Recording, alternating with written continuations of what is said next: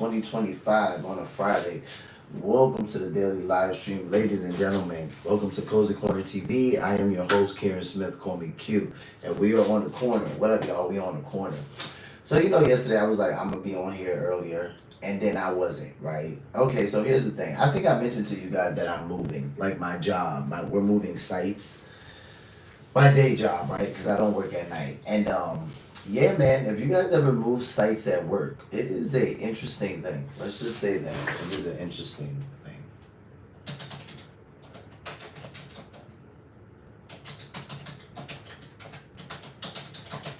It is a lot, and you know that good old saying, right? You never know exactly how. Um, you never know exactly how much you have until you move, right? So I'm definitely experiencing that.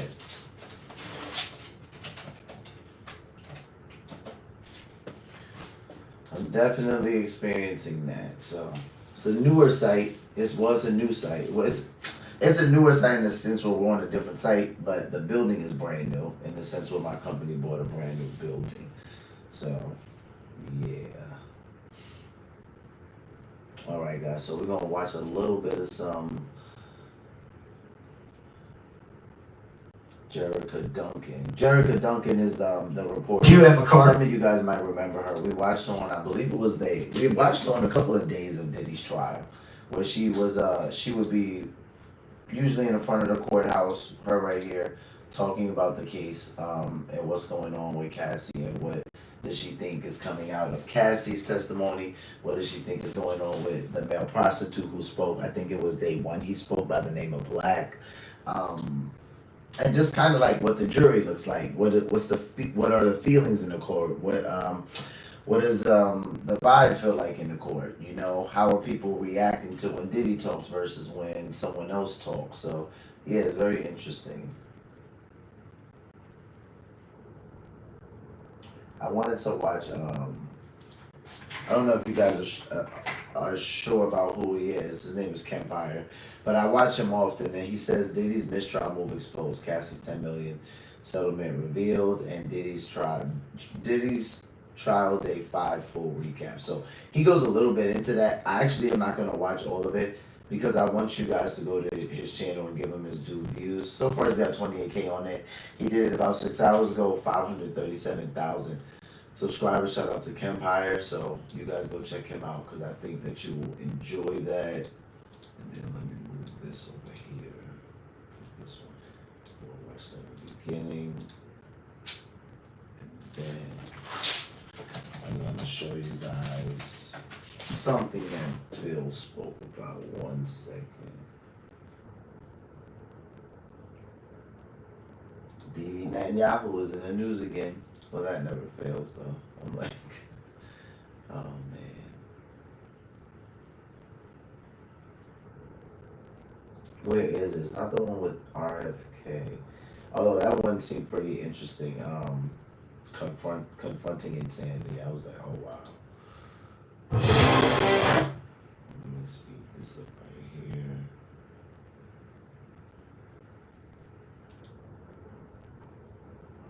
Okay, then I can leave that. All right, guys. So let me go down the manual as per usual. I've been talking to you guys a little bit, mumbling a little bit as I pull it up for you guys what we're gonna go through.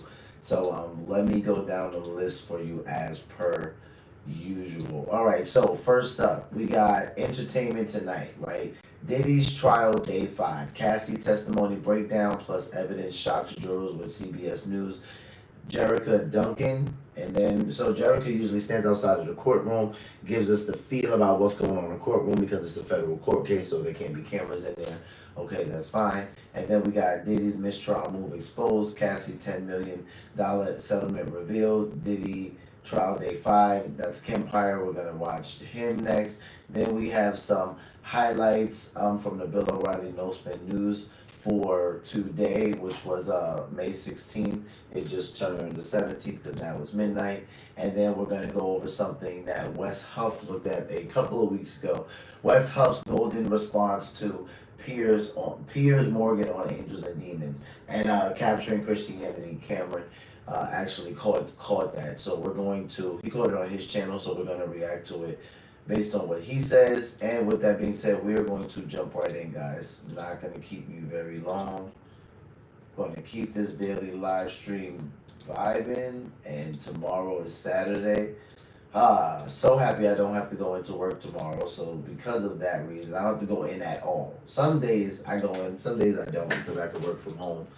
But tomorrow we'll have a much earlier live stream, and that is not something that I'm fibbing about, because tomorrow, since I am not at work, I'm probably going to jump on here. Let's say we'll jump on tomorrow probably around 1. I think I want to do 2 live streams tomorrow, but I want to do one pretty early in the day and then another one later in the day. So with that being said, guys, let's go ahead and jump right in. Let me take these mutes off before I start it, and then...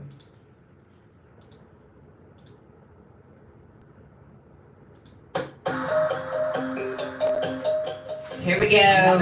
Another day at court. My goodness. Is Diddy's defense getting to Cassie? How's her demeanor in court today? To watch someone who is visibly pregnant sort of take deep breaths at times, she's keeping her cool. Honestly, she didn't cry or anything like that. Obviously, early on in the testimony, there were some things that had her in tears. But today, she's been very calm, very measured, especially considering the audio clip that we heard of her threatening to kill someone. I looked over at the jury box because I was wanting to hear their reaction, as we're hearing in real time her voice threatening several times to kill someone because she's concerned about this freak-off video, and the jurors were shocked.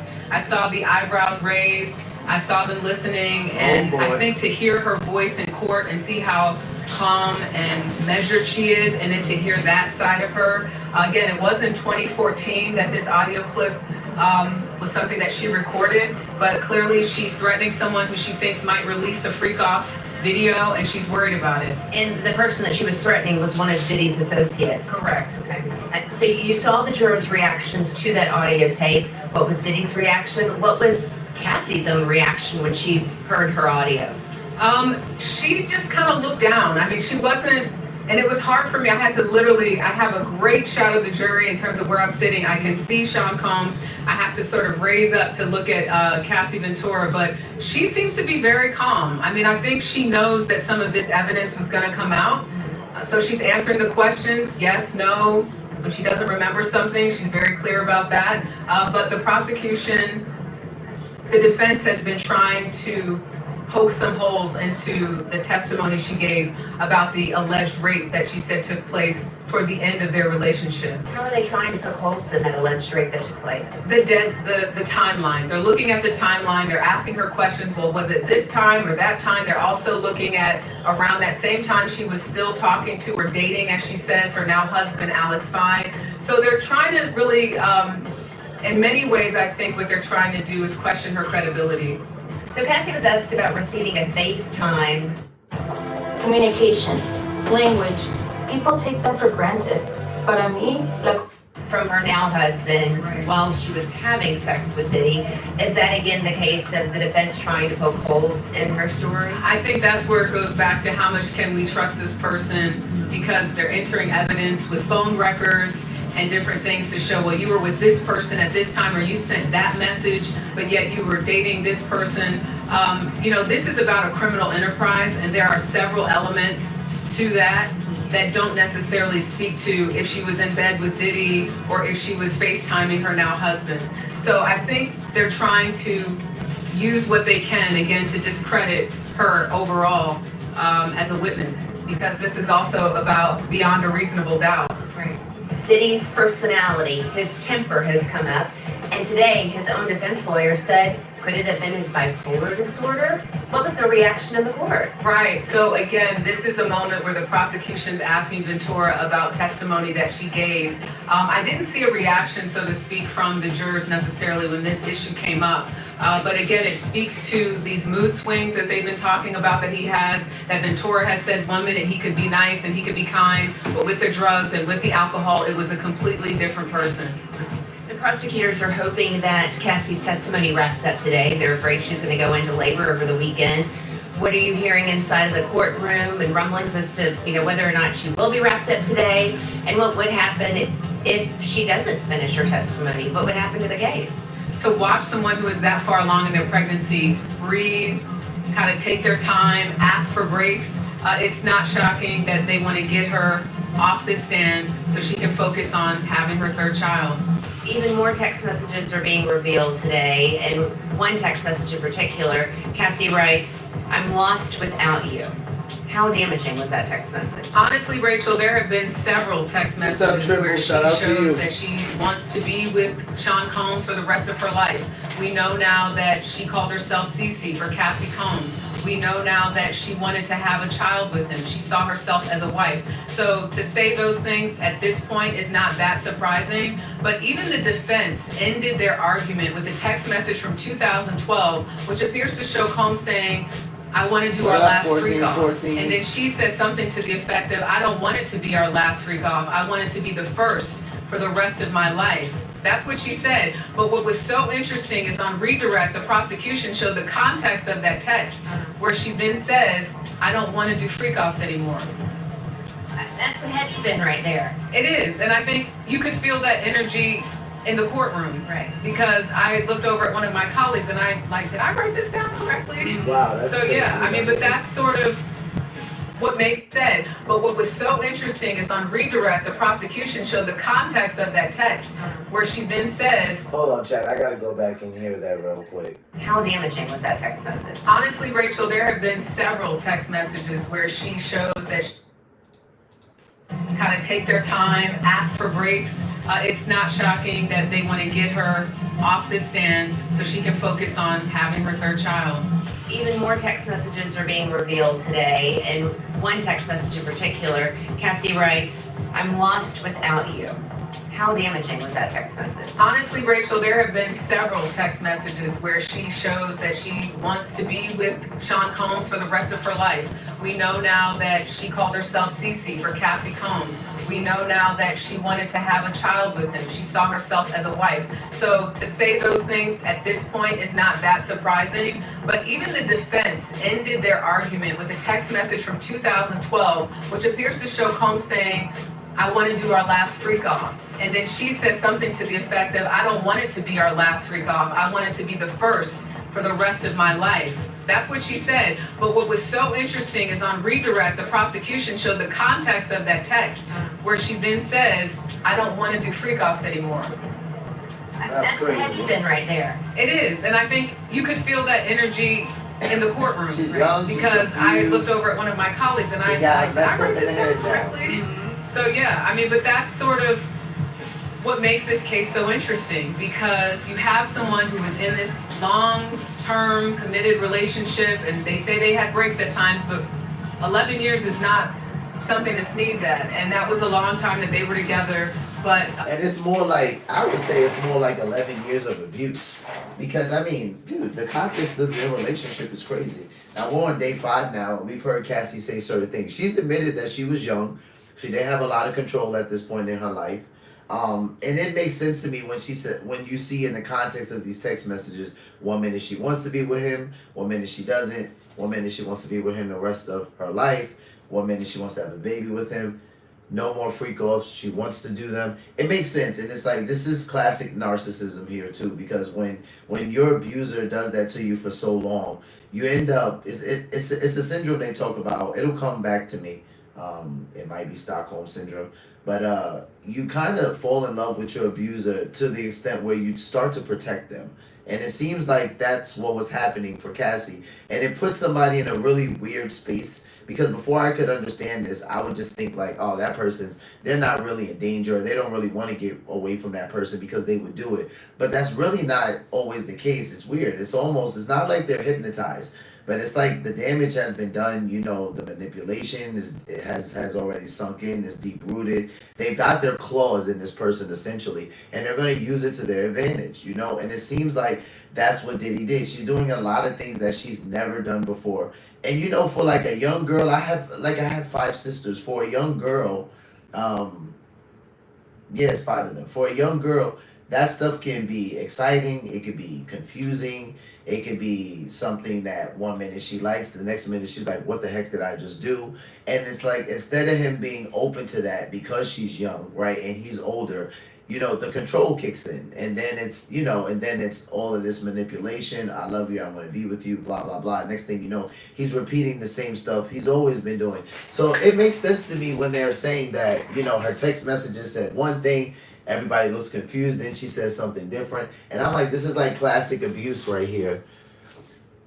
And it's kind of sad to see it. Triple says, absolutely, if you're so afraid of your abuser, you'll stay virtually anything to try to remain safe. Yeah, it's kind of like in therapy, me and my therapist, we would always talk, and especially in the beginning, we would talk a lot about fight or flight, but it's actually a third one, and I think there could be a fourth one, but the fight, flight, or fawn, right? And it's like the fawn part, you could say fight, flight, fawn, or freeze. There's a fourth one.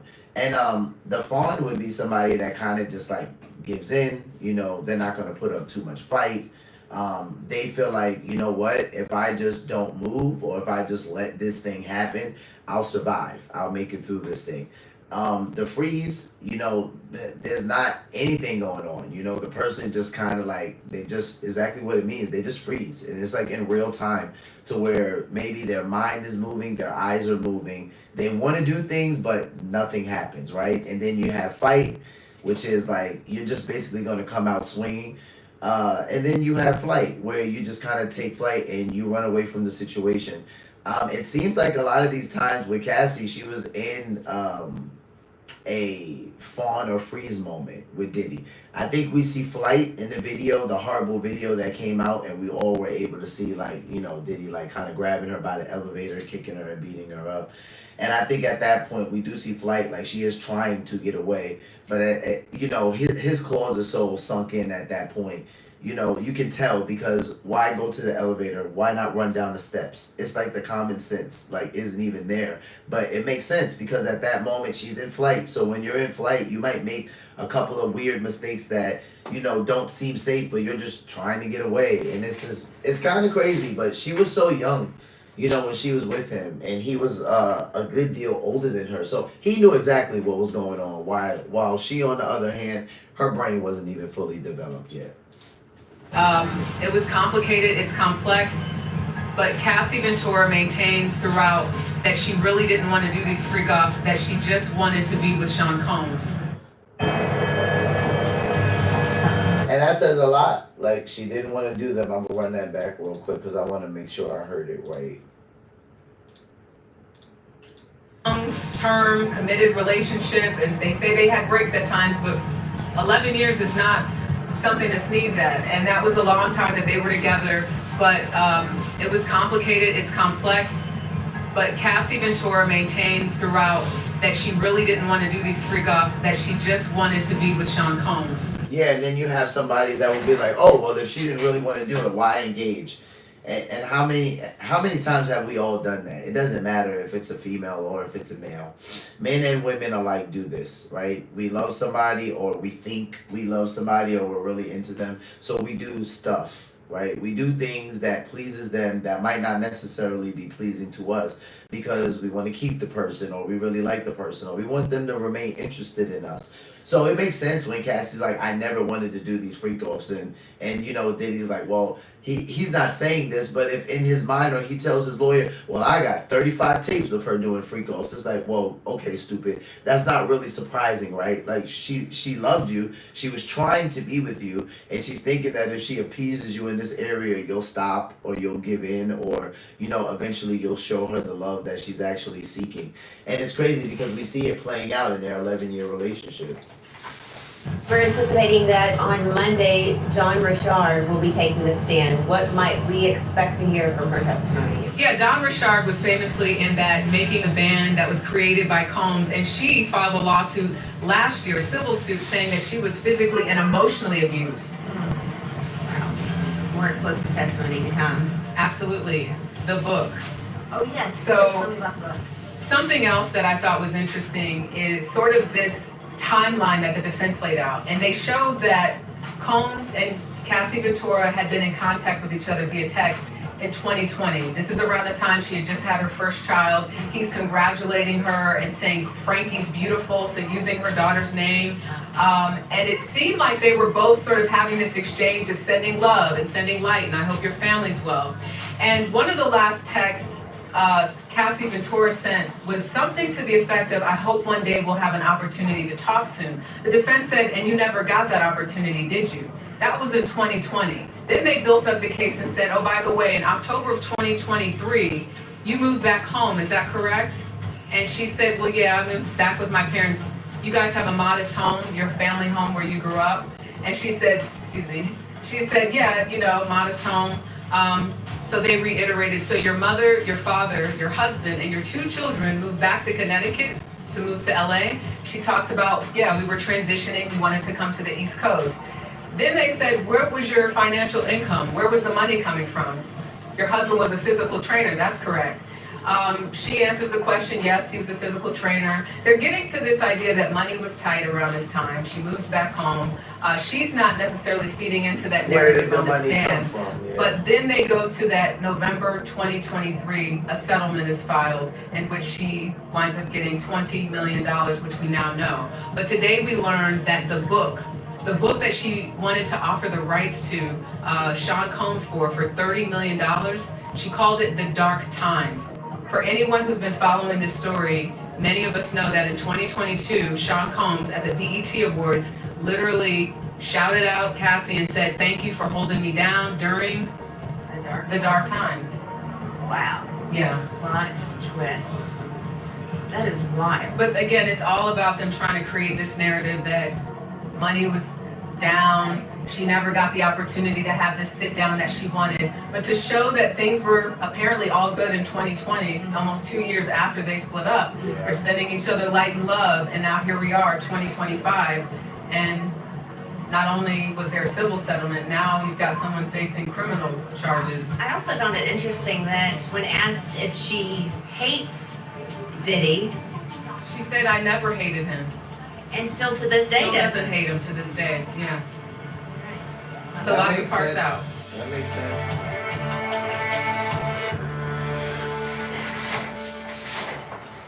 It's funny how something like that will leave people bewildered, right? It'll leave people bewildered. It'll leave them flustered. It's like, it's funny how she doesn't hate Diddy, right? Yeah, and she said till this day she still doesn't hate him. I mean, it's not hard to understand, ladies and gentlemen. It's called a good heart. She's not naive, you know, she's not stupid, she's not as young as she used to be. This is almost a 40-year-old woman right now with 3 children, and she's been married. When she says she doesn't hate him, I believe her when she says that. I mean, I've had some things done to me by people that maybe in the moment or at the time I might have felt hatred towards that person. I think hate is a very strong word. But then, you know, time, they say it doesn't heal all wounds. It doesn't do that, but it does make some things tolerable. And with time, I didn't feel the same. You know, I actually said, yeah, hate's kind of crazy to apply to that situation. Maybe I had some disdain towards the person. You know, maybe I wanted some distance and way less proximity.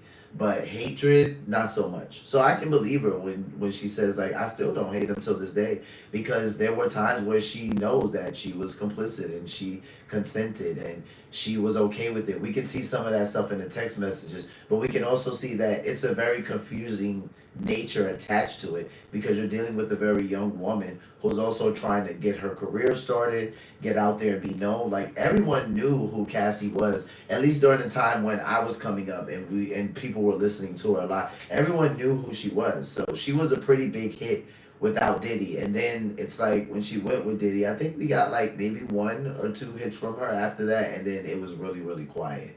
So that's not really shocking to me. A lot of these large music moguls, we hear a lot of people, a lot of artists come out and say, like, yeah, this person, you know, was a gatekeeper. This person kept my career from advancing. So we see things like that a lot. So we're going to switch gears, guys, and we're going to go over to Kempire. Shout out to him. Diddy's mistrial move exposed, and Cassie's $10 million settlement revealed. Diddy's trial, day 5, full recap. So he's going to go through a recap. I'm going to sit here with it probably about 30 minutes, maybe a little bit less, and then we'll jump over to Bill O'Reilly. So let's take a listen. It's day 5 of the Sean Diddy Combs trial, and the prosecution's star witness, Cassie Ventura, has completed her testimony. Dawn Richard was seen going into the courthouse today because she is also set to testify as rumors swirl that the other former Danity Kane star, Aubrey O'Day, is also here in New York, and she's set to testify. Overnight, it seems as if the prosecution and Diddy's defense are going through it back and forth.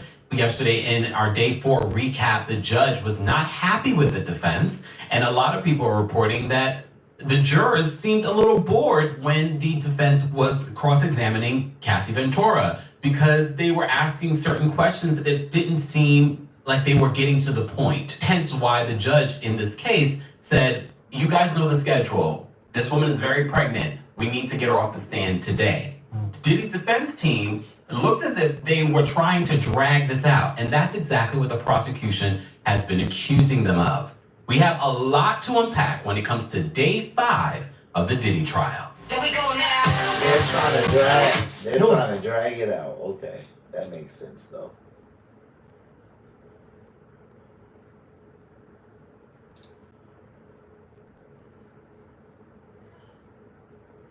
The Empire Channel, your #1 source for pop culture news and music, entertainment, reality TV, and so much more. As always, be sure to like this video, subscribe to the channel, and hit that notification bell so you never miss out on breaking news when we go live or when we upload. And don't forget, you can hear our recaps of the Diddy trial on the Empire podcast. While you're there, don't forget to give us a 5-star rating on Apple Podcasts and on Spotify.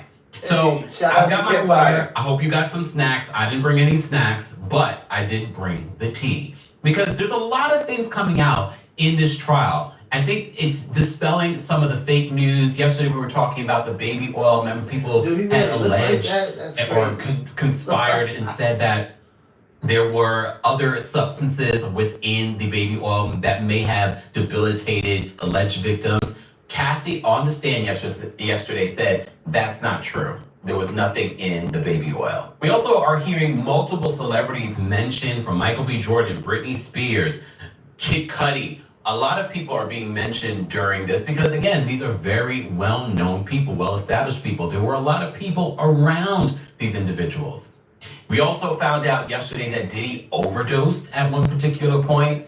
We also have confirmed that Cassie received $20 million in that lawsuit settlement with Sean Diddy Combs. What we find out today is that they're in the middle of negotiating a $10 million settlement with the Intercontinental Hotel, where the 2016 incident took place. Oh, yeah. And how they may have covered it up, maybe, allegedly, who knows? So we have a lot to unpack, but we have to talk about what happened overnight, because the prosecution and the defense, although they started off peaceful, now they are really going at it in regards to how this is all playing out. The prosecution is not happy with the lack of transparency, the lack of not giving up information when they're supposed to be giving up information.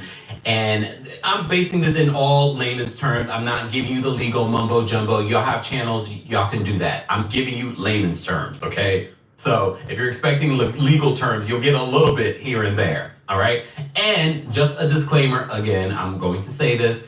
I'm giving you a rough cut of these recaps because it's a lot to unpack with very little time to edit and get it out to you guys in a timely fashion. And this is day 5. We will have the weekend to catch up on every other thing here on the channel because you know we don't just talk about Diddy. Before we get to what has been playing out in the court today for day 5 of the Diddy trial, let's talk about what happened overnight and the accusations that people believe that Diddy's defense team is trying to cause a mistrial by dragging out Cassie Ventura's testimony. At the time of this recording, Cassie has finished her testimony. There is video footage of Dawn Richard going into the courthouse, so I will be adding on to this video. At the top of this particular video, right now, Dawn Richard is not on the stand just yet. But let's get into what People Magazine is writing in regards to the prosecution and why they believe that the defense is playing dirty games and trying to drag this situation out and cause a mistrial by causing stress on Cassie and if she gives birth to mess this whole situation up. People Magazine says this. They said prosecutors in the Sean Diddy Combs trial say their star witness, Cassandra Cassie Ventura, Cross-examination must wrap up this week in order to avoid the risk of a mistrial. Ventura, who's 8.5 months pregnant, will be in court for the fourth day today as she testifies in the federal case against Sean Combs on S trafficking, racketeering, conspiracy, and transportation to engage in S workers. We have to change words here too, okay? Prosecutors now accuse the defense of intentionally dragging out Cassie Ventura's testimony in hopes that she goes into labor, which might trigger a mistrial. Her cross-examination by Combs' defense team began on Thursday, May 15th, lasting the whole day, and is set to continue Friday. And it finished today because the judge was not happy with this, which prosecutors say already affords the defense team multiple hours more than the time she testified for prosecution. In a letter to the judge, prosecutors claim that Combs' defense team had the opportunity to begin their cross-examination Wednesday, but instead requested to end the trial day early. They weren't ready. Later that evening, the defense produced 400 exhibits, which, quote, predictably and significantly delayed the proceedings of cross-examination, the letter read. Prosecutors say that Combs should not be afforded the chance to drag Ventura's cross-examination into next week, which could risk a mistrial if she goes into labor, which people believe that was intentional. It would also allow Combs' team extra days to prepare for the cross-examination if Ventura is made to return for cross-examination next week, prosecutors said.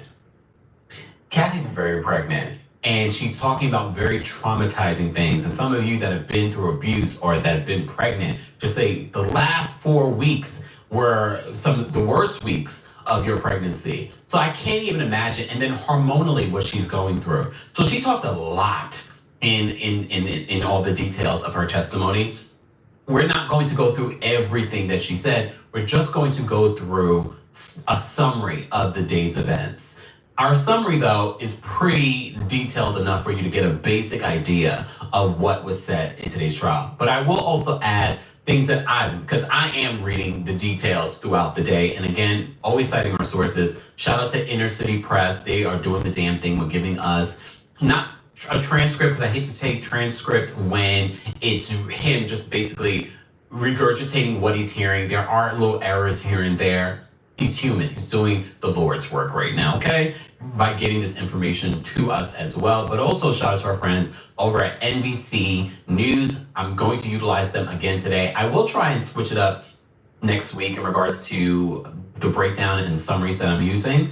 However, like I said before, I'm not just utilizing NBC News. I'm also utilizing my own self, videos that I've done, because we have to talk about Jonathan Adi. This was another story that we covered a few months ago. The Jonathan Adi, remember the S worker, the male S worker that was interviewed by, I think he was being interviewed by, I don't think it was the police, I think it was like federal agents.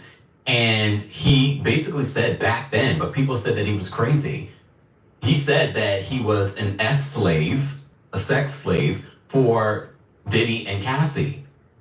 So his name, I'm gonna say again, they didn't confirm that's the same person, but they said Jonathan Adi, and that was the guy's name. And he, in that video, said that he settled a lawsuit with them and he won. We're going to get into that, not just yet, but we're going to get into that because I have the video from when we covered it a few months ago. And I was like, not this coming true. So there's a lot of stuff that's being dispelled or cleaned up or confirmed in day 5 of the Diddy trial. All right, so let's start here. NBC News reminds us that Dawn Richard, a former member of the girl group Danity Kane, is expected to take the witness stand today once lawyers finish questioning Cassie Ventura. And I told you, I didn't think that Dawn would be able to testify today just because, look, at this particular hour, court usually ends at like 5:30. They can have her go up there maybe and have her testify for an hour, but I definitely think that Dawn, depending on what she's sharing, will end up testifying again on Monday. So they said that she's set to testify today. Richard last year filed a lawsuit against Combs, accusing him of groping, assaulting, and imprisoning her. Not only that, she also talked about witnessing Sean Diddy Combs allegedly punching Cassie Ventura in the stomach. I do want to emphasize The charges that are being shared, or charged, I should say, when it comes to Diddy, are about trafficking, racketeering. We've already told you what he's being charged for. What I've seen so far doesn't seem in line yet, but it's only day 5. So for everyone that keeps saying, oh, Diddy's walking free, or no, Diddy's going to be under the jail, this is only day 5. We have 2 months, less than 2 months now, of what is going to be playing out in court. Because the prosecution has to prove their charges, not domestic violence. They have to prove their charges. What they prove, though, is that even if Diddy were to get off, nobody's going to want to work with him because you've admitted to doing this to this person or persons. We don't know who else will be testifying. Okay, so they talk about Dawn Richard, okay? The judge wants everyone to get on with it. Lawyers blame each other. So this is going back to what I was just talking about from People Magazine, but I'll remind you, U.S. District Court Judge Aaron Subramanian wants the pace of the questioning to pick up, and each side blame the other for slowdowns. What I will say, based on a lot of legal analysts, they said the prosecution was very on point when they were asking their questions of the first couple of witnesses. It was defense. It was the defense that a lot of people are saying that we're dragging this out. If they seemed a little bit all over the place, people were kind of bored, like, where are we going with this? And even the judge admonished them as well. So the judge asked if there were any reason to believe that the day can't end at 5 p.m. The judge was like, it's Friday, I'd like to go home. What if feeding your dog fresh whole foods was easy? At Sundays for Dogs, we start with all natural, human-grade ingredients. Then we air dry the food into shelf-stable pieces. Frozen dog food is a costly hassle, but with Sundays, you can give your dog the nutrition they need without waste, prep, or mess. Your dog's food can be healthy and simple. Get 50% off your first order at sundaysfordogs.com.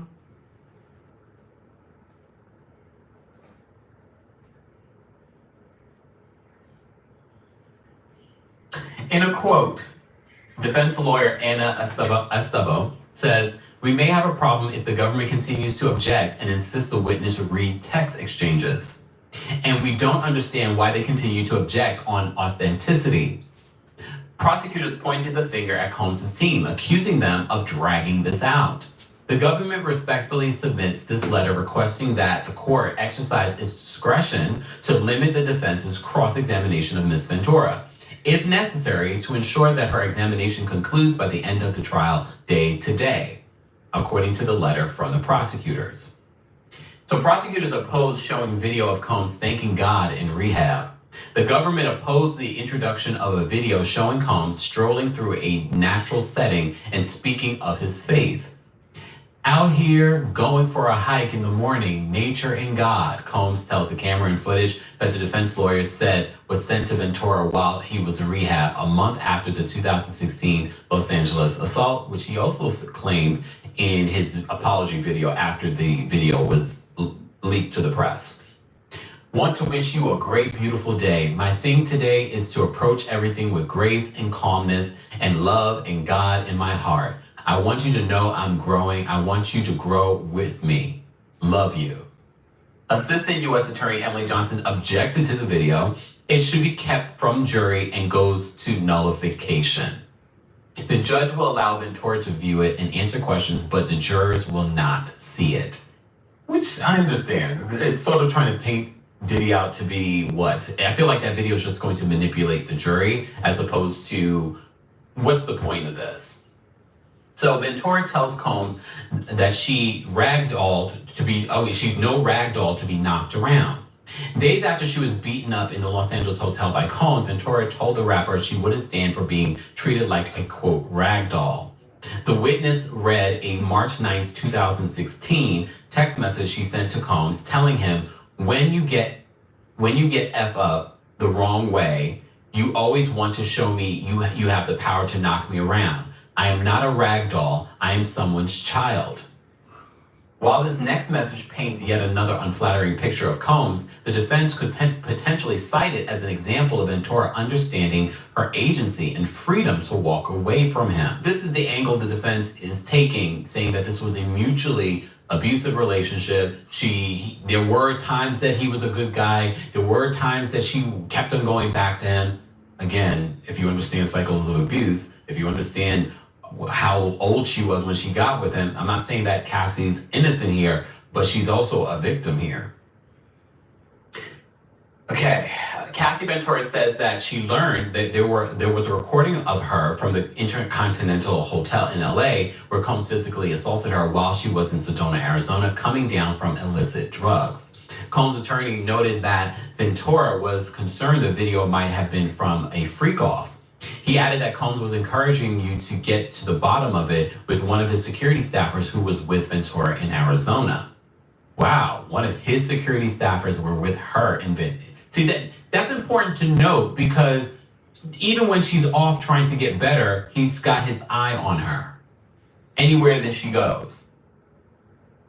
This is crazy. Don't let him out of your sight, Combs texts. Ventura acknowledged that she texted Combs back that she didn't see why it was so crazy. The judge hears Ventura's intense fear about freak-off video being released. The jury hears an audio recording of Ventura angrily asking a man if he had an S-tape depicting her in a freak-off. I want to effing see that. It is my effing life and I will off you. I'm changing the words, just so that you know. This is a quote, but I'm changing the words in regards to what she used here. If you want to pull it up, or I will off you and he will off you again. I'm tired of you talking ish. You said you have it. You are playing games. So the U.S. District Judge, Judge Aaron Subramanian, I'm going to get it right, Judge, I promise, has harsh words for the defense on Thursday over what he perceived as a prolonged cross-examination. We talked about this yesterday, but they're highlighting it here. They said this will certainly be an issue during Ventura's testimony today, as it may be difficult for the defense to complete their cross, the prosecution to complete their redirect, and the defense to complete any recross all in one day. The Sixth Amendment of the U.S. Constitution guarantees each criminal defendant the right to be confronted with the witnesses against him. A district court should afford wide latitude to a defendant in a criminal case to cross-examine government witnesses. At the same time, the Confrontation Clause does not prevent a trial judge from imposing any limits on a defense counsel's inquiry in cross-examining a prosecution witness. In other words, the court has broad discretion. Oh!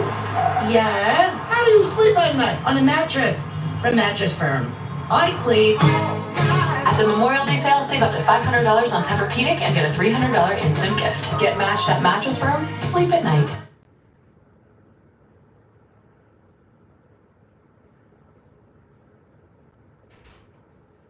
What percent of high school students vape every day? Is it A, 2%, B, 8%, or C, 14%? B. That is actually incorrect. It is C. This is an alarming number when you consider that it is illegal for anyone under the age of 21 to purchase any tobacco products like a vape.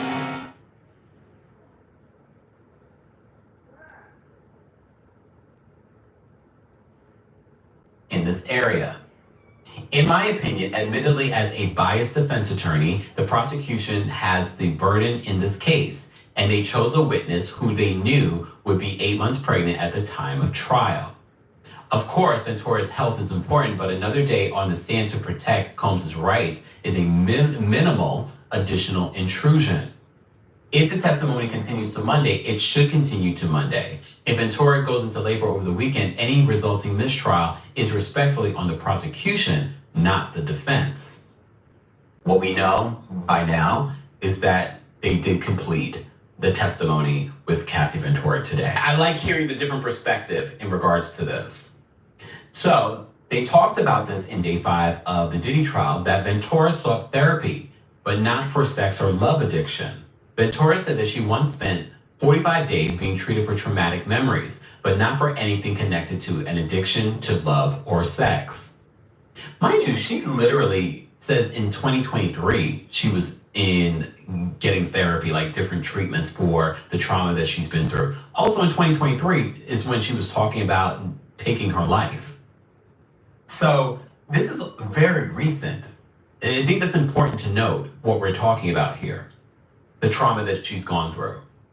She was treated at Willow House in Arizona, where therapists help, quote, you recount memories is a part of the trauma therapy, Ventura said during her cross-examination.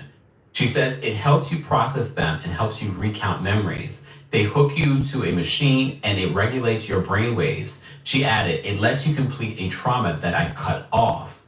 But Ventura said that she wasn't treated for any addiction to love or sex, which she would presumably be behind her staying in an abusive relationship with Combs. The judge, again, chastises lawyers for not picking up the pace. The judge is like, it is Friday. I'm being facetious when I say that. No, the judge is just like, okay, what is happening here?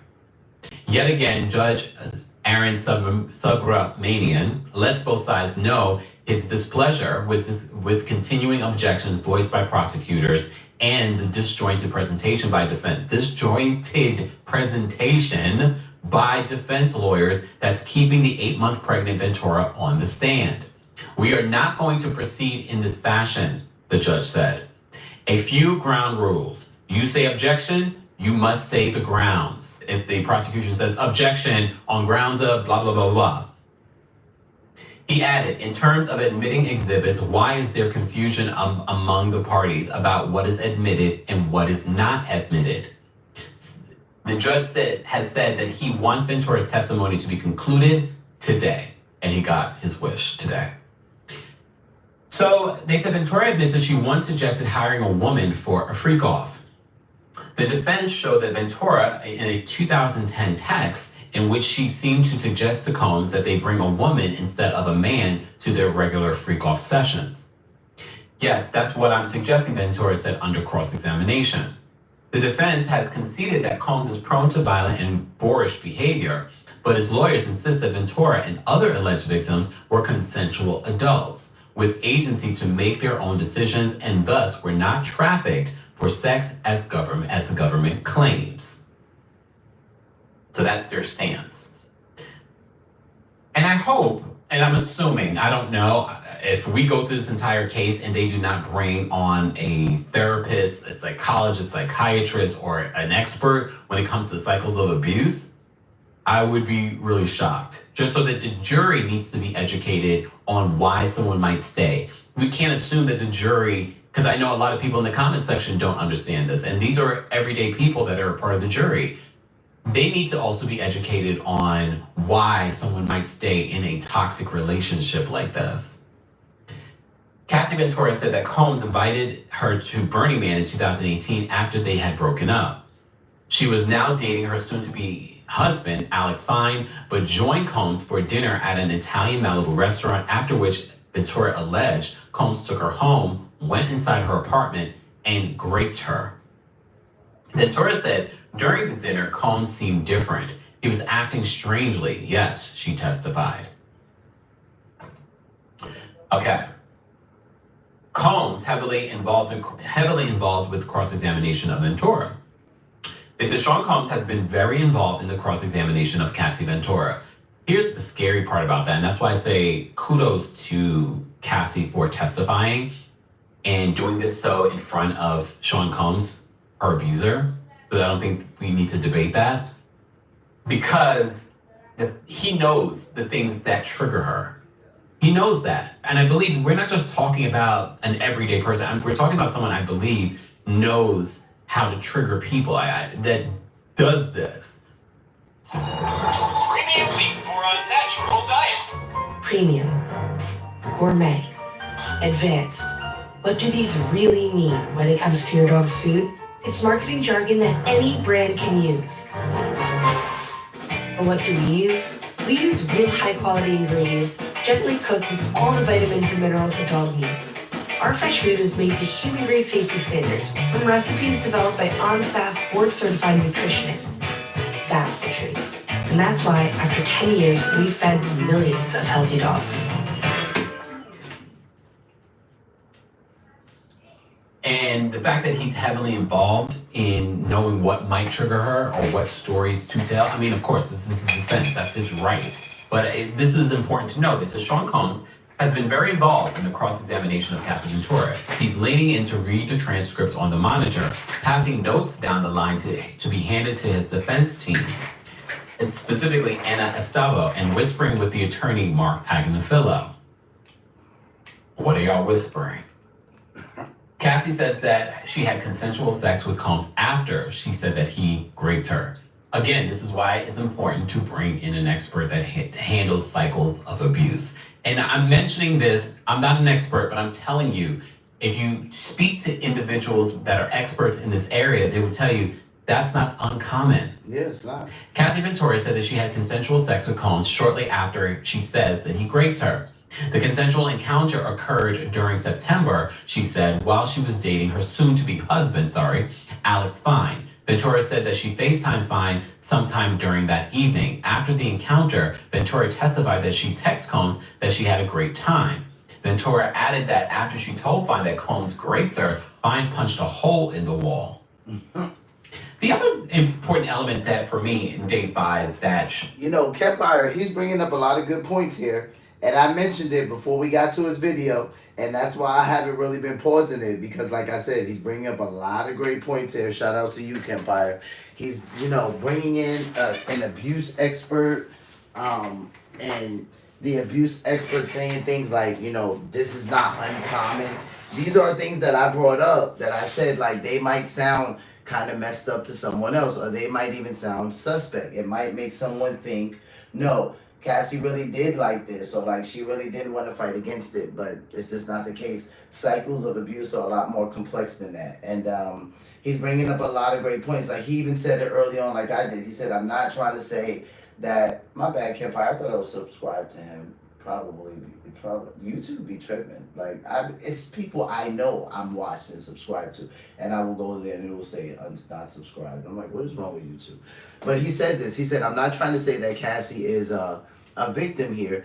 He's like, but I'm also saying that at the same time she is, right? He's not trying to say she's innocent, but she is also a victim, and he alluded to her age, and I said a lot of that is true. It has a lot to do with the fact that she's young. Diddy was substantially older than her, and he was hip to the game. He knew exactly what he was doing. Young woman trying to get her career jump started. They start dating. She was pretty hot, like when they first started dating. Like everyone knew who Cassie was. Her music was hot. It was at the top of the charts. Like it's not like she was just some random artist who came out of nowhere. We were like, oh, Diddy's dating somebody. Like everyone knew who Cassie was. So I mean, Kempire is alluding to a lot of good facts here. This is good, Kempire.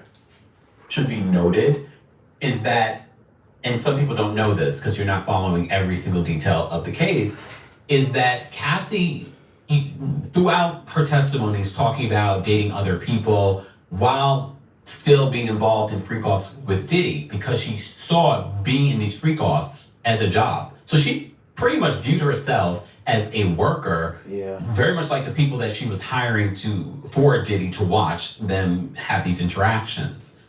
So she didn't really feel like she was in a relationship necessarily with Diddy, at least at some particular point in this 11 years of them being together, because he wouldn't allow her to get close with his kids. Right. And in day 5 of the testimony, she talked about how she had texted him after Kim Porter's memorial, and he said that Kim Porter was his soulmate. And she was like, and any woman, I think, any person, after, even if you're over, like that's your soulmate, after 11 years, that was your soulmate? Right, yeah. So that's mentioned in day 5. I'm not sure if NBC captures all of that, because again, this is just a summary that we're giving you. Can your dentures withstand the force of a golf swing? YouTube, you're killing me with you're killing me.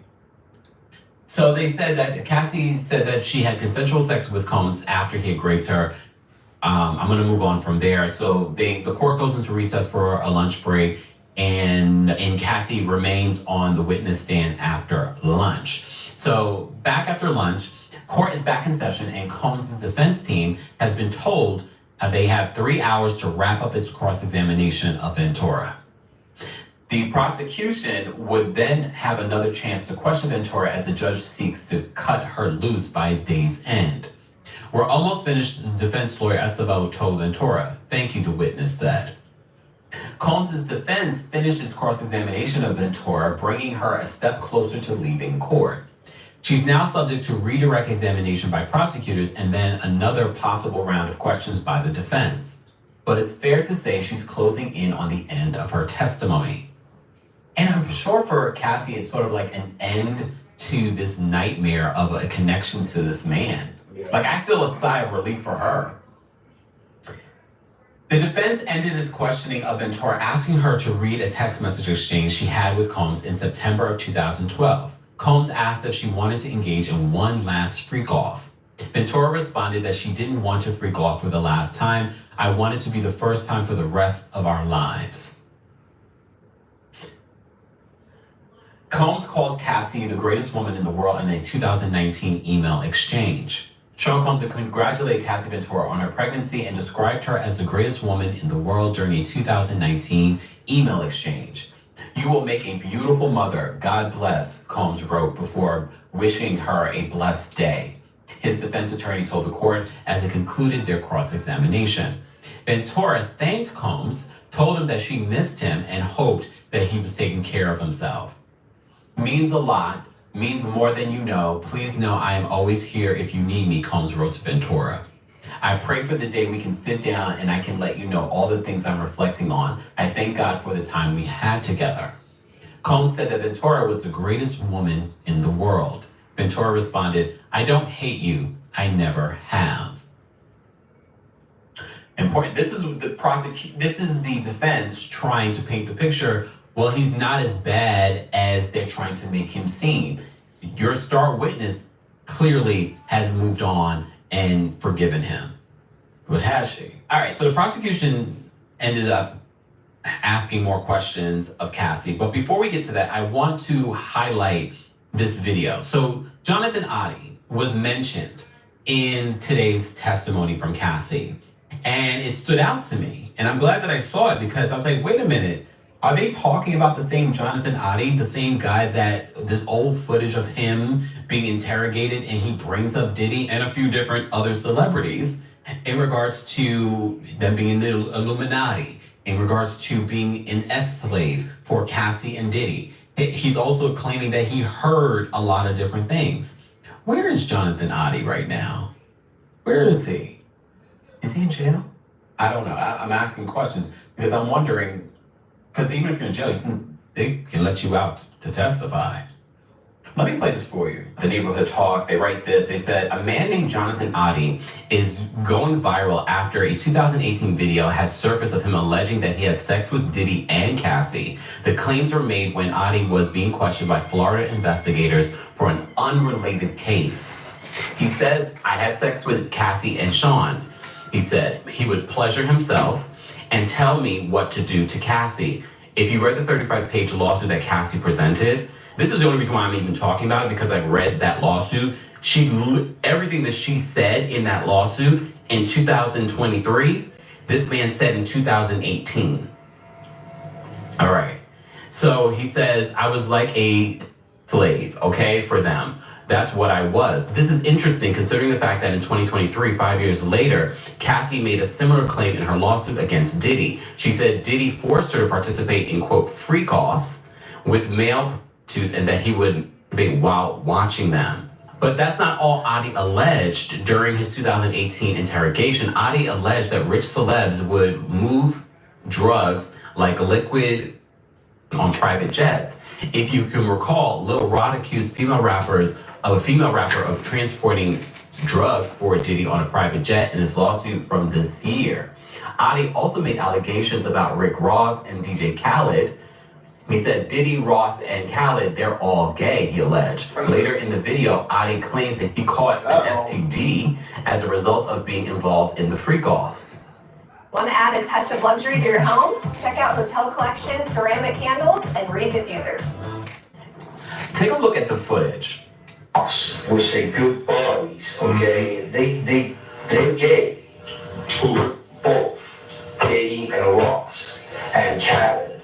They're all gay. Okay? DJ Khaled and Rick Ross and Diddy? Yeah. They're all gay? Yeah. Gotcha. All right. Khaled is a Hamas supporter.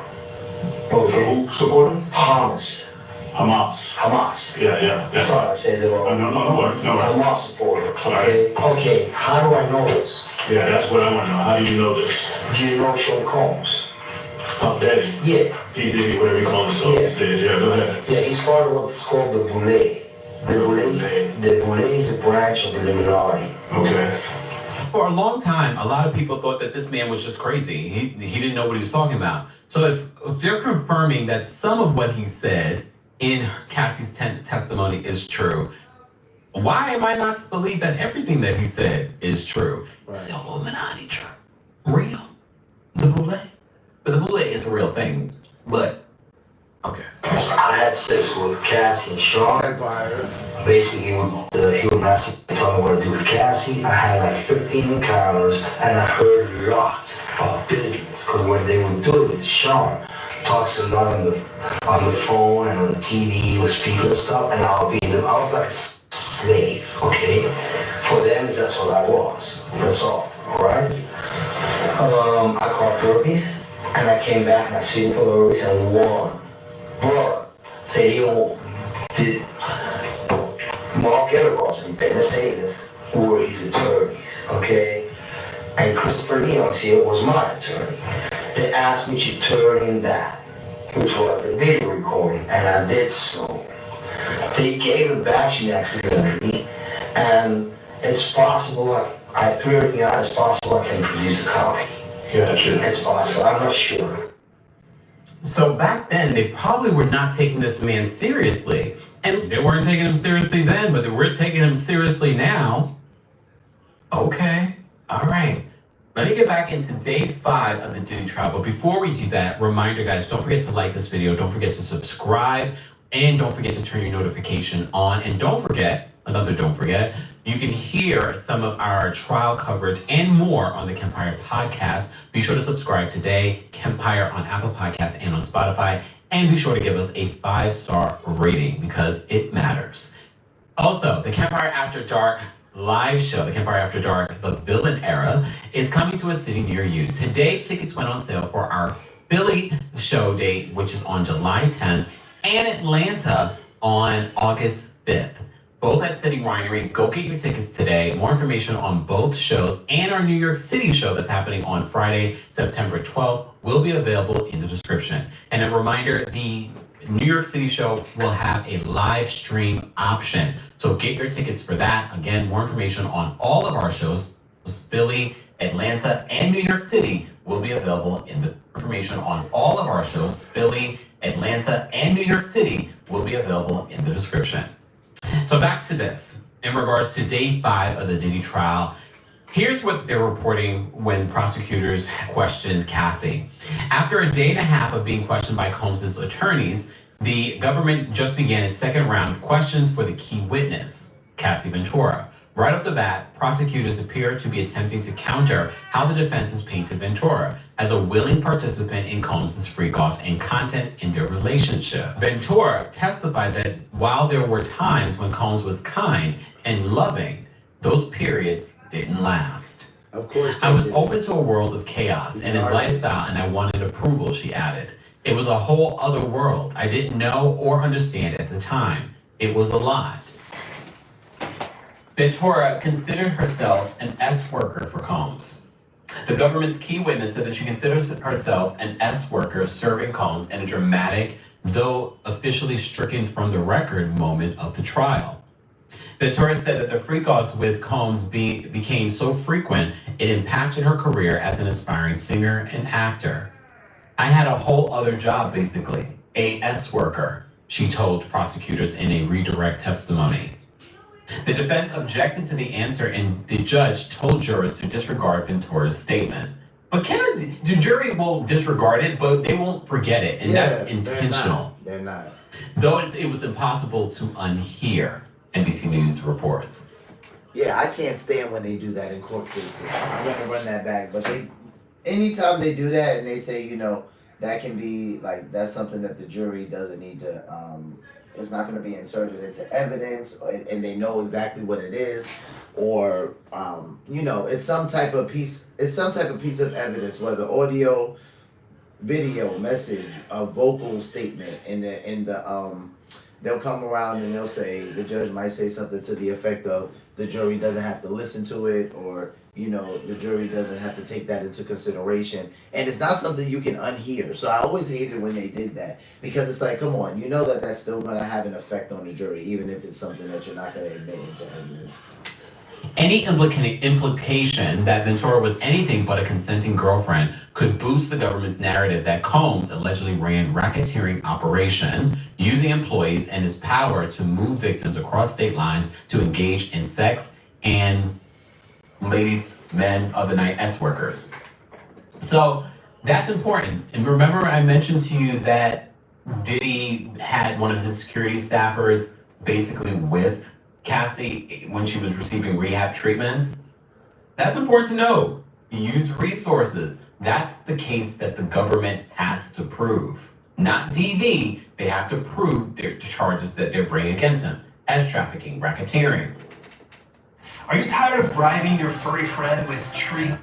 I'm tired of YouTube commercials. So, NBC continues, they said that the witness testified that Combs R''d her in August of 2018 before she had consensual sex with him at a short time later. The prosecutor, Johnson, asked if she had any doubts that Combs S.A.'d her nearly 7 years ago, and witness said no doubts. Johnson then asked Ventura if she had consensual sex with him just a few weeks later, and she replied yes. And here's the thing, this is also important to note, because I feel like we're all learning about cycles of abuse and abusive relationships. There are women, there are people in relationships, marriages, that are raped by their partners, meaning having sex when they do not want to. Right. That will end up having sex when they do want to. So if someone tells you no, even though you might say yes later, are two different situations. Doesn't change the fact that before you raped someone. I just want to add the context here, everyone. Cassie Ventura told the jury that Combs would become violent if she attempted to leave a freak-off without permission. He would get violent. It would be horrible, Ventura alleged in the courtroom. She also described Combs beating at her at the Intercontinental Hotel. During the freak-off, he hit me in the eye, and I left before he said it was over, Ventura testified. He followed me to the hallway, and he dragged me back. He was wearing a towel and socks. We saw the video footage of this. During its cross-examination of Cassie Ventura, the defense trying to show that being with Combs gave Ventura entry into a world of celebrities and musicians that she otherwise would not have been able to obtain. More like a world of abuse. Oh, the defense right now. Yeah. His attorney, Anna Estaba, and please understand the fact that they have a woman doing the cross-examination, the recross, is intentional. Okay, it's intentional. Noted that Ventura went to the Met Gala and had unprecedented access to producers because of her relationship with Combs. Yeah, she had unprecedented access, but she never released another album after her debut album for 10 years. Yep. You said it was a world of chaos, freak-offs, drugs, and partying. But by being with him, you could meet other people in the entertainment industry and go to fascinating places, Estevaux said. The defense had Ventura admit that there were all kinds of career benefits to being Combs' girlfriend. Ventura said she attended the Met Gala with Combs, got a lot of studio time through the rapper, and met many influential entertainers as Kid Cudi, Nicki Minaj, Lil Wayne, and Rick Ross. Yeah, she met them. The witness's legal team is still negotiating a settlement with the hotel over the 2016 Los Angeles hotel assault, which was captured by security cameras. So she could end up potentially getting another $10 million on top of the $20 million that she admitted in court yesterday. She says, I do not know the exact number. I think 10 million maybe, she said under cross-examination. A deal has not been struck yet, she said, but an 8-digit payout is the expectation. Ventura was excused from the witness stand moments later. Have a great weekend, the judge told Ventura, who's 8 months pregnant. Whew, Lord. But we're not done. We're not done. We have some more to cover here. Dawn Richard, a former member of Danity Kane, the girl group Combs assembled on the MTV reality competition show Making of the Band, is set to testify. The government says that Richard will testify that she observed violence against Cassie Ventura, saw Combs with GUNs and illicit drugs, and that Combs and his associates tried to silence her. Richard sued Combs last year, alleging that he groped, assaulted, and imprisoned her and threatened her life when she tried to intervene in defense of Ventura. Doug Wigdor, Cassie Ventura's attorney, said that she performed well on the witness stand. In a quote, he says, "To be able to come into court and testify for the last week on this very graphic subject is a true testament to her character," Wigdor said outside the courtroom after Ventura's testimony concluded. Asked about Ventura's testimony, such as not hating Sean Combs and still having love for him, Wigdor responded, "It's a complex situation. I think we all know and can appreciate that there are many women, as I'm speaking here today, who are abused by people who they love." He added, Ventura and Combs shared a 10-year relationship. "I think she readily admitted that there are some good times in the relationship," Wigdor added, "but that does not permit someone to do the things that she testified to her and to control her and to subject her to physical and mental abuse that she suffered." According to NBC News, they said lubricants, cash, pills, and quote, mood lighting were seized by authorities as they arrested Combs at a New York City hotel nearly 8 months ago. So this is recent, they're talking about. Prosecutors had Homeland Security Investigation Special Agent Yasin Binda detail seized items from Combs, who had been in room 2115 of the Park Hyatt Hotel on West 57th Street.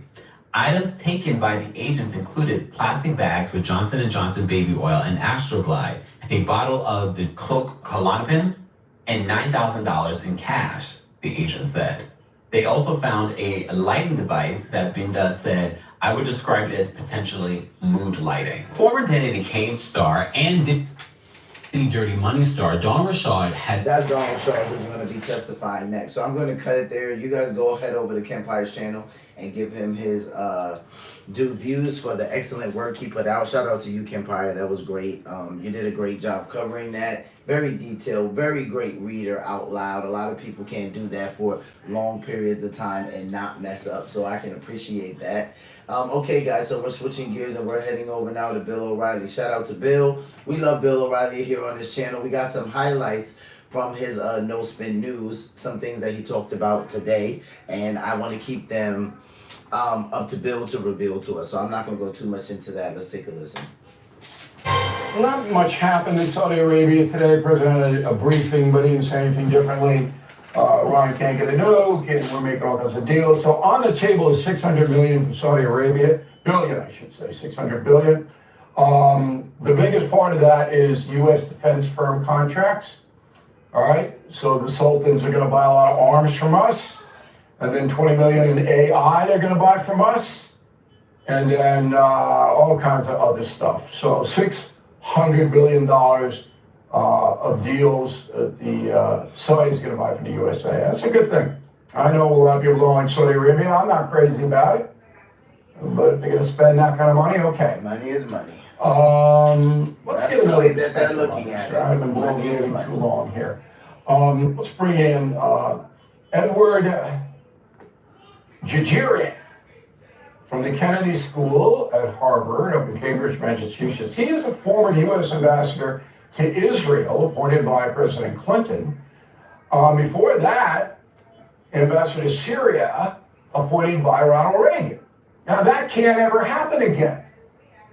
So the professor is in a unique position. A Democrat appoints a very important position, Israel, after a Republican appointed him to Syria. But you never get that now, because the two parties are so far apart. All right, in my analysis, Professor, did I make any mistakes here? They shouldn't be so far apart, but they are. You pretty much take it all. Fridges and dishwashers and dressers, drawers, couches. No, I don't think you're getting any mistakes, Bill. I think you characterized President Trump's modus operandi on foreign policy, I think, pretty well. He's, as we know, a transactional president. He's not a intellectual strategy president like Richard Nixon. But I like to define his methodology, Bill, as disruptive or constructive uncertainty. What do I mean by that?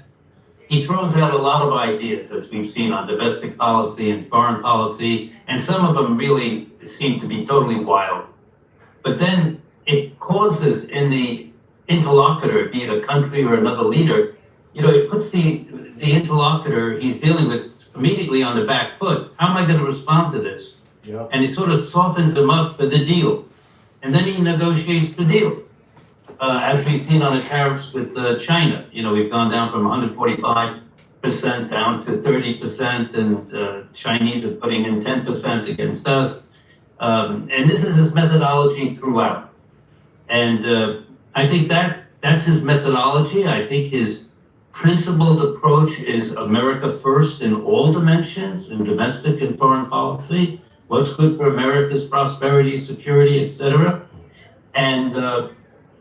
And then the other thing I think is very important, and I may be dead wrong on this, but I really think inherently that Trump is adverse to America's engagement in foreign wars, the Vietnams, the Afghanistans, the Iraq wars. And he doesn't want under his watch to be an American president that is mired in yet another, for example, Middle East war. And this, I think, is really critical, because when you look at the team he's put together, it's really hard line. Well, I won't call them neocon. Let me jump hard in. line. Let me jump in because I know something about this personally. You're absolutely right, 100% right. Trump doesn't want any armed conflict. He'll threaten, he'll be bellicose. We're going to go invade Panama, or we're going to do this, but he doesn't want to do it, he won't do it unless we're attacked. And the proof here this week is that he went to the Gulf without consulting Netanyahu in Israel at all. And Netanyahu is an armed confrontation guy. He wants to wipe out every Hamas, Hezbollah terrorist that he can find. Trump doesn't want that. And that's one of the reasons he got the hostage out. Now, not many people know this, but I was directly involved in December of last year in the hostage negotiations. And I can't really explain on television why, but there was a reason that I was involved as a private citizen. And that was when a lot of the hostage laydown happened. Not before Trump was inaugurated, because that both administrations were involved. And as you know, as former ambassador to Israel, there's so many different factions over there working against each other that Trump has just said, blank this. I'm going to do what I want because I'm the big dog, and they're just going to have to follow in line. That's what's happening over there. I could agree with you. It's exactly what he did, and it's remarkable. There's such a body of public opinion in Israel pressuring Netanyahu to prioritize the remaining hostage releases. I think there are 51 now. 24 alive, they say. 24 and I think I think that number is solid, because Trump has sent a message to the Hamas people: you lie to me, then I'm going to let Netanyahu loose. So I think it's 24 alive. All right, I have to. I'm using this interview as a personal, and this is kind of like the gutter plane. This is personal to me. I'm going to China in 10 days, and I'm meeting with a lot of Xi's guys. So, I mean, I'm doing this, again, as a journalist, number one, but as a private citizen, number two. So I'll be carrying some messages over to Beijing. I have no experience with the Chinese. Can I be me over there? Can I just no spin and say, look, this isn't the deal? Can I do that? Oh, I think you can. I think they've done their homework on you, Bill. Did they invite me? They invited you. They've done on you, and so that's a green light right there. No, I think you can be. I think you can be very open in your characteristic way with the Chinese, but if you're asking my advice, one thing I would do is first I'd listen to what they have to say, listen and try and convey that you know where they're coming from, and you want to hear where they're coming from, and then you listen to what they say, and then you discuss that and see if there's any common ground. No, I will. But it's a Q&A at the Beijing Club. I didn't even know there was a Beijing Club. I'm glad it's inside. For every question they ask me, I'm going to ask them a question. That's what it's going to be. So I'm going to do exactly what you recommend. Hey, Professor, it's a pleasure to talk with you. I hope you come back. And if you see anything interesting, just let us know. We appreciate your, realistic view of the world rather than a partisan view. Thank you very much. All right, so the U.S. budget surplus. You don't hear that word budget surplus. We're always in debt, but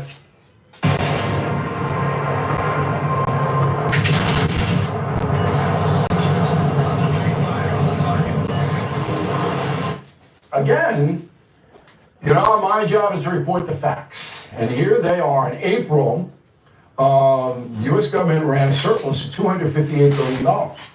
That compared to a surplus of $210 billion under Biden last year, an increase of 23%. Now, in April, they always run a surplus. Why?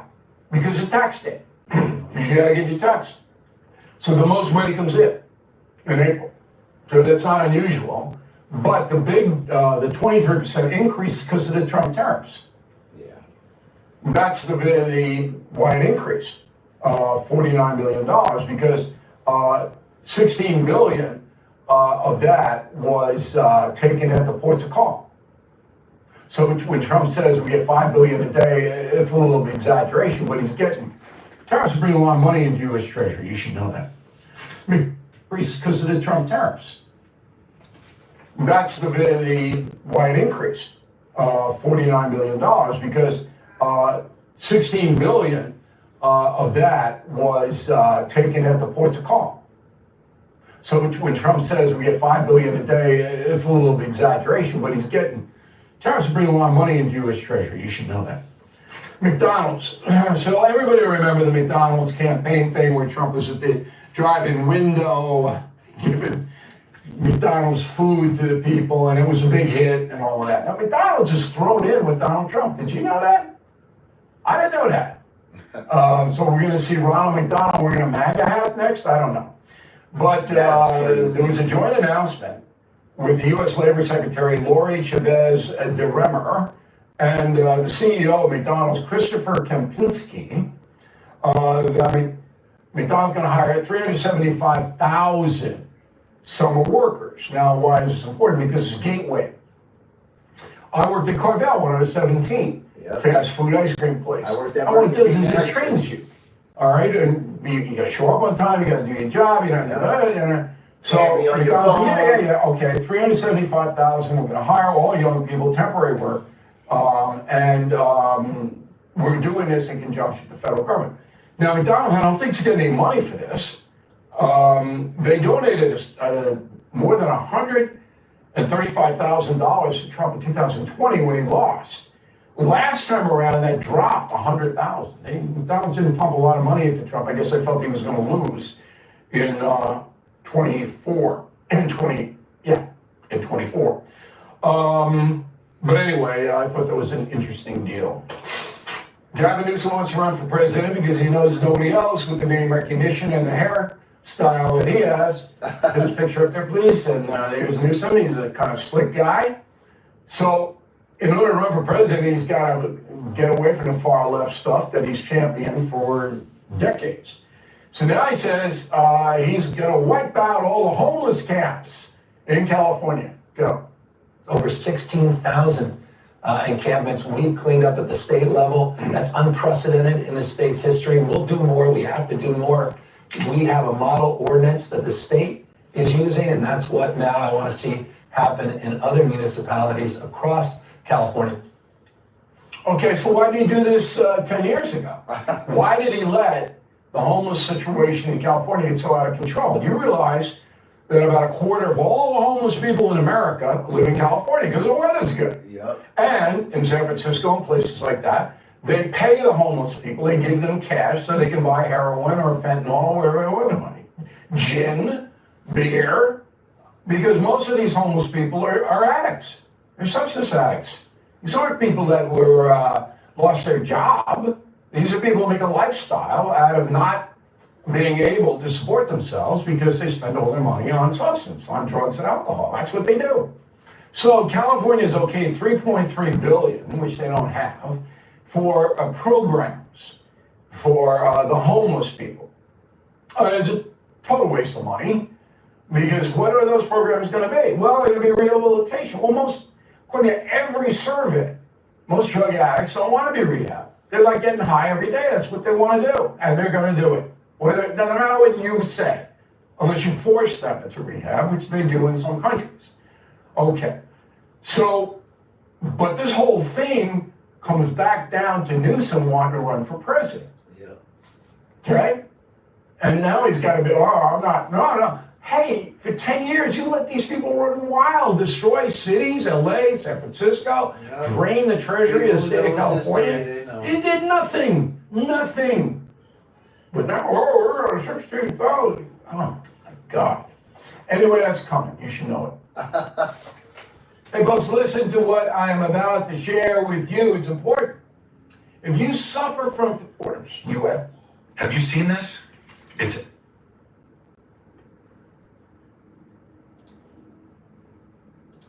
So what's the biggest problem we have here, Mr. Weimers? Clayton Weimers, the executive director of Reporters Without Borders, USA. So what's the biggest problem we have here, Mr. Weimers, with the press? Well, thanks for having me, Bill.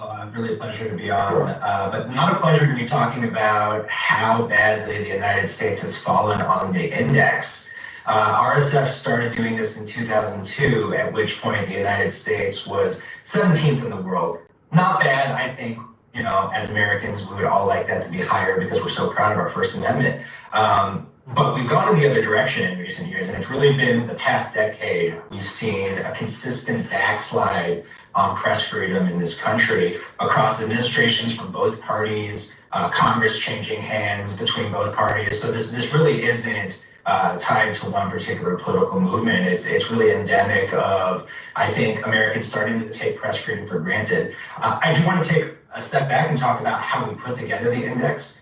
We measure on 5 categories of indicators, and we've seen a decline on all 5 of those categories in the United States, and those are economic, political, legislative, security, and social. And across all 5 of those, we've seen declines in the past decade. All right, give me a specific example of something that's horrendous in the United States vis-a-vis the free press. Sure. Well, the biggest indicator that's taken a hit in the United States, and frankly, this is true around the world, is the economic indicator. And I think anyone who's been paying attention in recent years, this shouldn't be too surprising because we've seen massive job losses across the news media. We've seen the consolidation of media companies leading to fewer voices in the media landscape.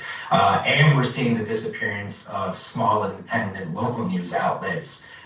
There's an estimate that on average, 2 local newspapers shut down week in the United States. And that's leading to a situation where more and more Americans simply don't have access to an independent local news outlet that is based in their community. Yeah, but you use the word independent, very few of these are. Now, I have the most successful independent news agency in the world by revenue.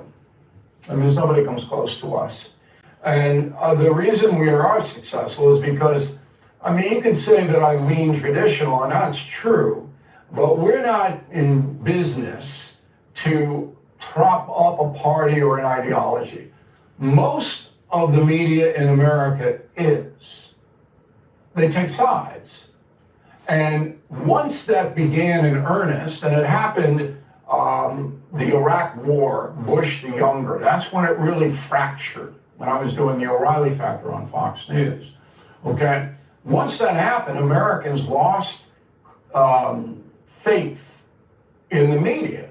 And then you combine that with the technology where you can go and watch me anytime you want, round the clock, anywhere in the world on YouTube.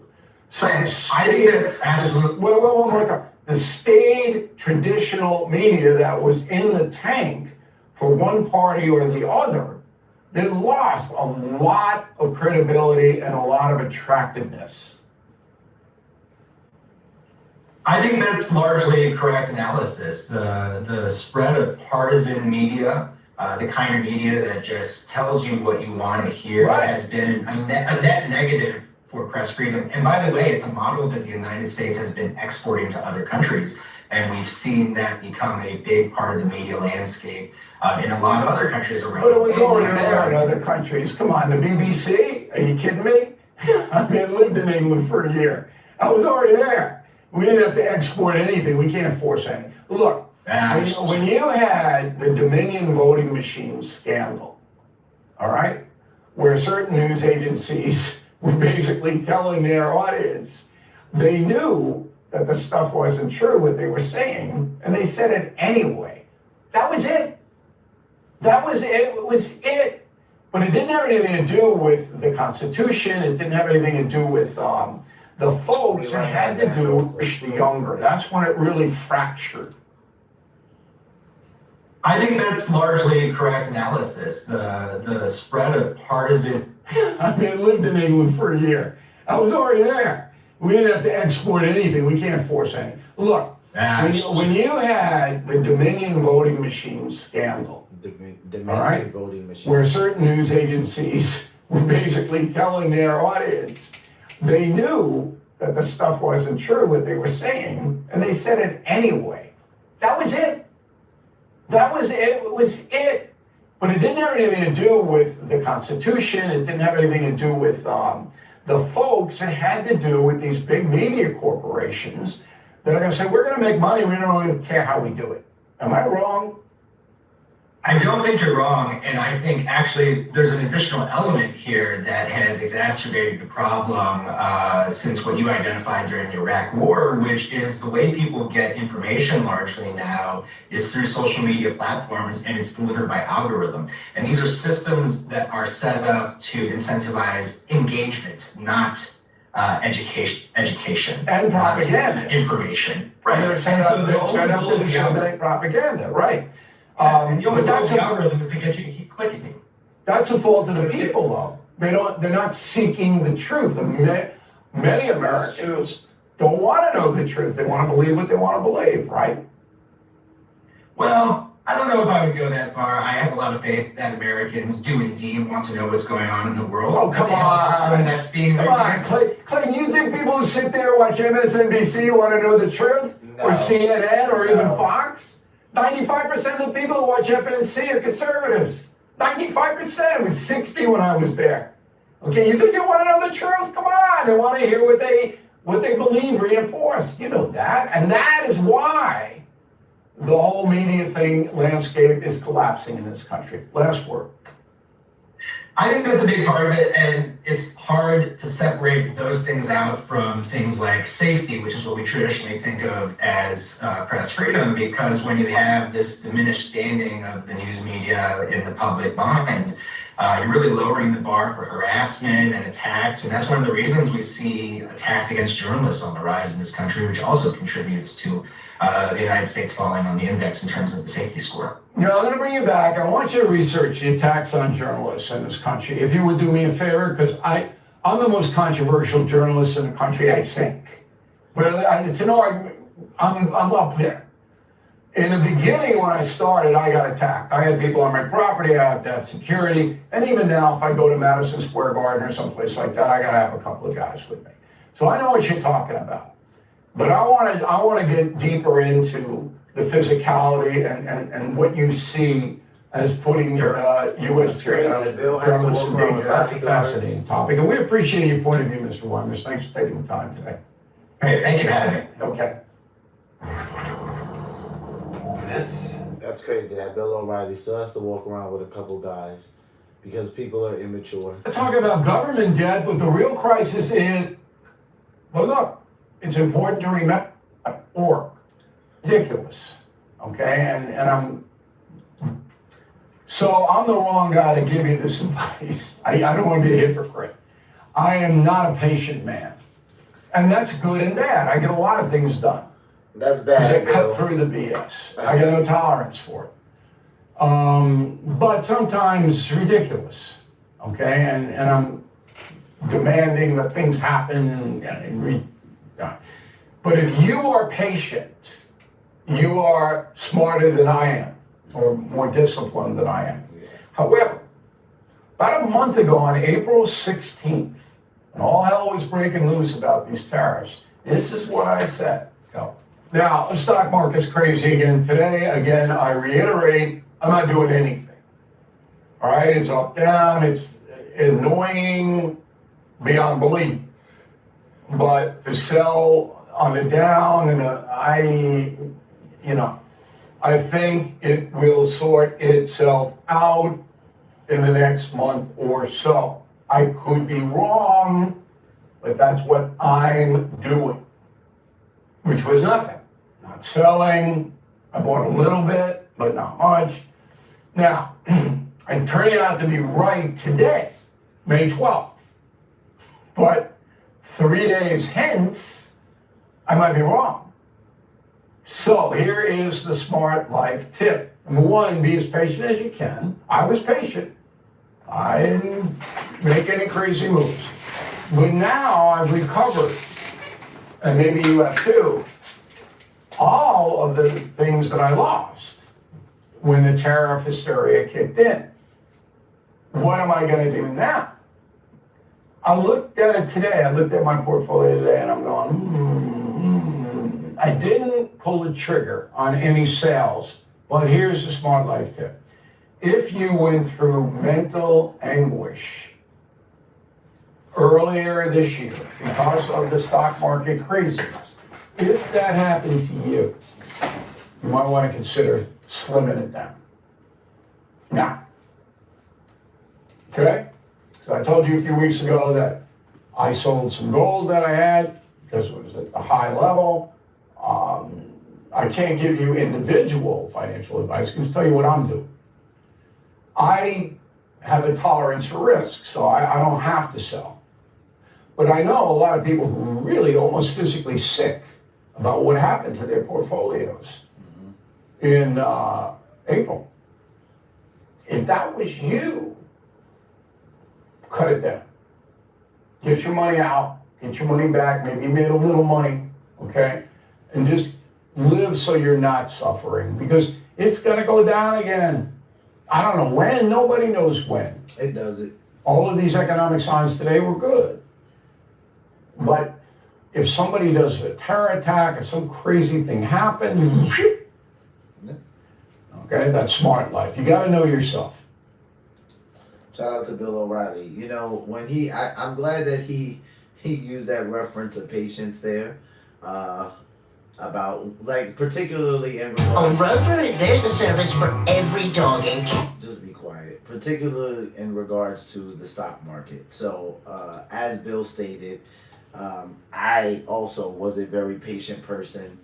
Didn't do anything at all, you know, and that, for me, not buying was due to a recent rebalance. So that's why I didn't need to buy anything. I had recently rebalanced my portfolio just a couple months prior to everything that had happened. So I'm pretty sure that I did experience a pretty big dip, but I wasn't worried about it. I wasn't in a place where I'm like, okay, I want to buy if we drop really, really low, or I want to sell. I wasn't there. I was just in a place where it's like, hey, I've talked about it on the live stream before. I've gotten a lot of my knowledge and my studying from watching Warren Buffett, from literally doing research on how he learned the stock market and his techniques and what he thinks about the stock market. At least he's one of the people I follow, but he was one of the first people I followed to learn about the stock market.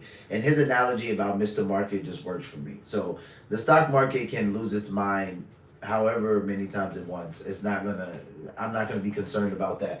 But I do think what he's saying is pretty decent, you know, advice. If you were one of those people that when everything was, you know, down and you experienced, I don't know, you got a stomach ulcer, right? Or you almost had a stroke. And it's like, I'm being facetious, but he said he knew people who physically got sick because of what happened to their portfolio. This happens to people.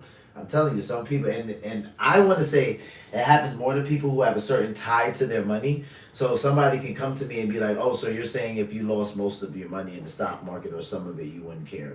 Of course, I would care. Like that would be bothersome. But again, like stock markets do this. They go up, they go down. You know, they have spurts. So it's kind of like you can't move every single time the stock market does something. That's just not smart. So, guys, we're going to go ahead and play the last clip of the live stream. We have Capturing Christianity. Shout out to Cameron over at Capturing Christianity. Wes Huff's golden response to Piers, talking about Piers Morgan, on angels and demons. Great topic. Let's take a listen. Wes Huff just gave Piers Morgan a golden response to one of the toughest questions that Christians get asked. Do angels and demons actually exist? Now, you might think that this is a pretty tough sell in a world obsessed with science and skepticism, but trust me, Wes didn't just handle it, okay? He absolutely nailed this response. In fact, his response is so powerful that even Piers Morgan himself, who's interviewed everyone from Richard Dawkins to Jordan Peterson, found himself in complete agreement.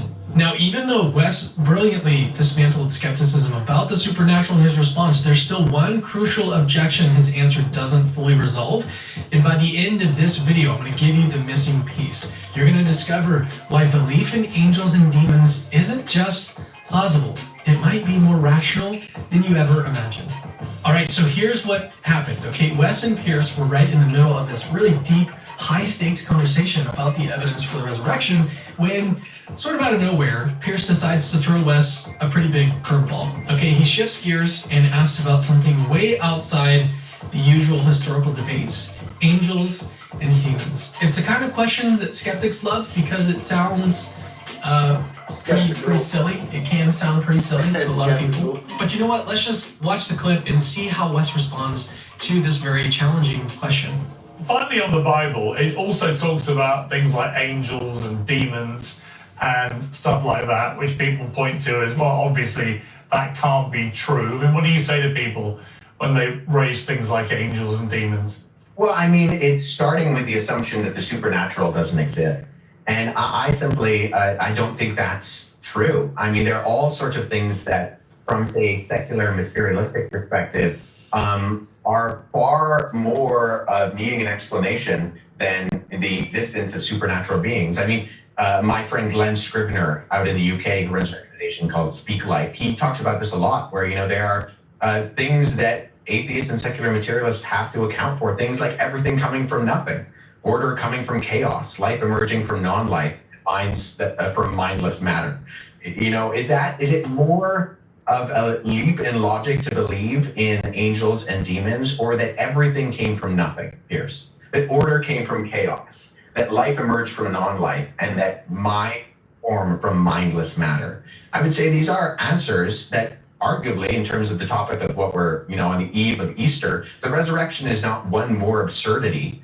Neither are angels or demons, but the resurrection, I think, actually is the explanation that makes sense of the supernatural world that we see talked about in, you know, all sorts of religious perspectives. And I think that people will assume that the supernatural can't exist, and yet at the exact same time, they will, as a conscious human being in a world where we're still not really entirely sure what consciousness is, try to explain logically some of these things when, you know, the rules of logic exist objectively, and yet they are outside of time and matter and space. And so there are obviously things that things like science and secular materialism can't account for. And I have no qualms saying that supernatural beings exist in light of this very strange supernatural world that we live in.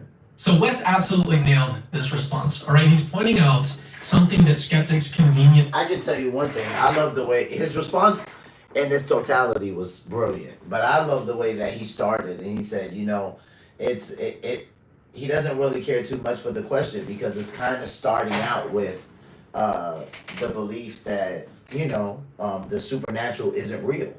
And I think that that's a great point. It's you're starting out there that the supernatural isn't real. So if you're starting out that the supernatural isn't real, the opposite side of that would be that chaos, like order could come from chaos, right? That something could come from nothing. So I think that is very interesting that he led like that, but also brilliant at the same time. Overlooked, right? Namely, that believing in angels and demons isn't really crazier than believing, say, that the universe just kind of like popped into being from nothing. There's no cause of the universe. Like if you're okay believing that chaos randomly produced life, that intelligence came from non-intelligence and produced something like intelligence. Excuse me. Have you heard of this company? Yes, which is ridiculous.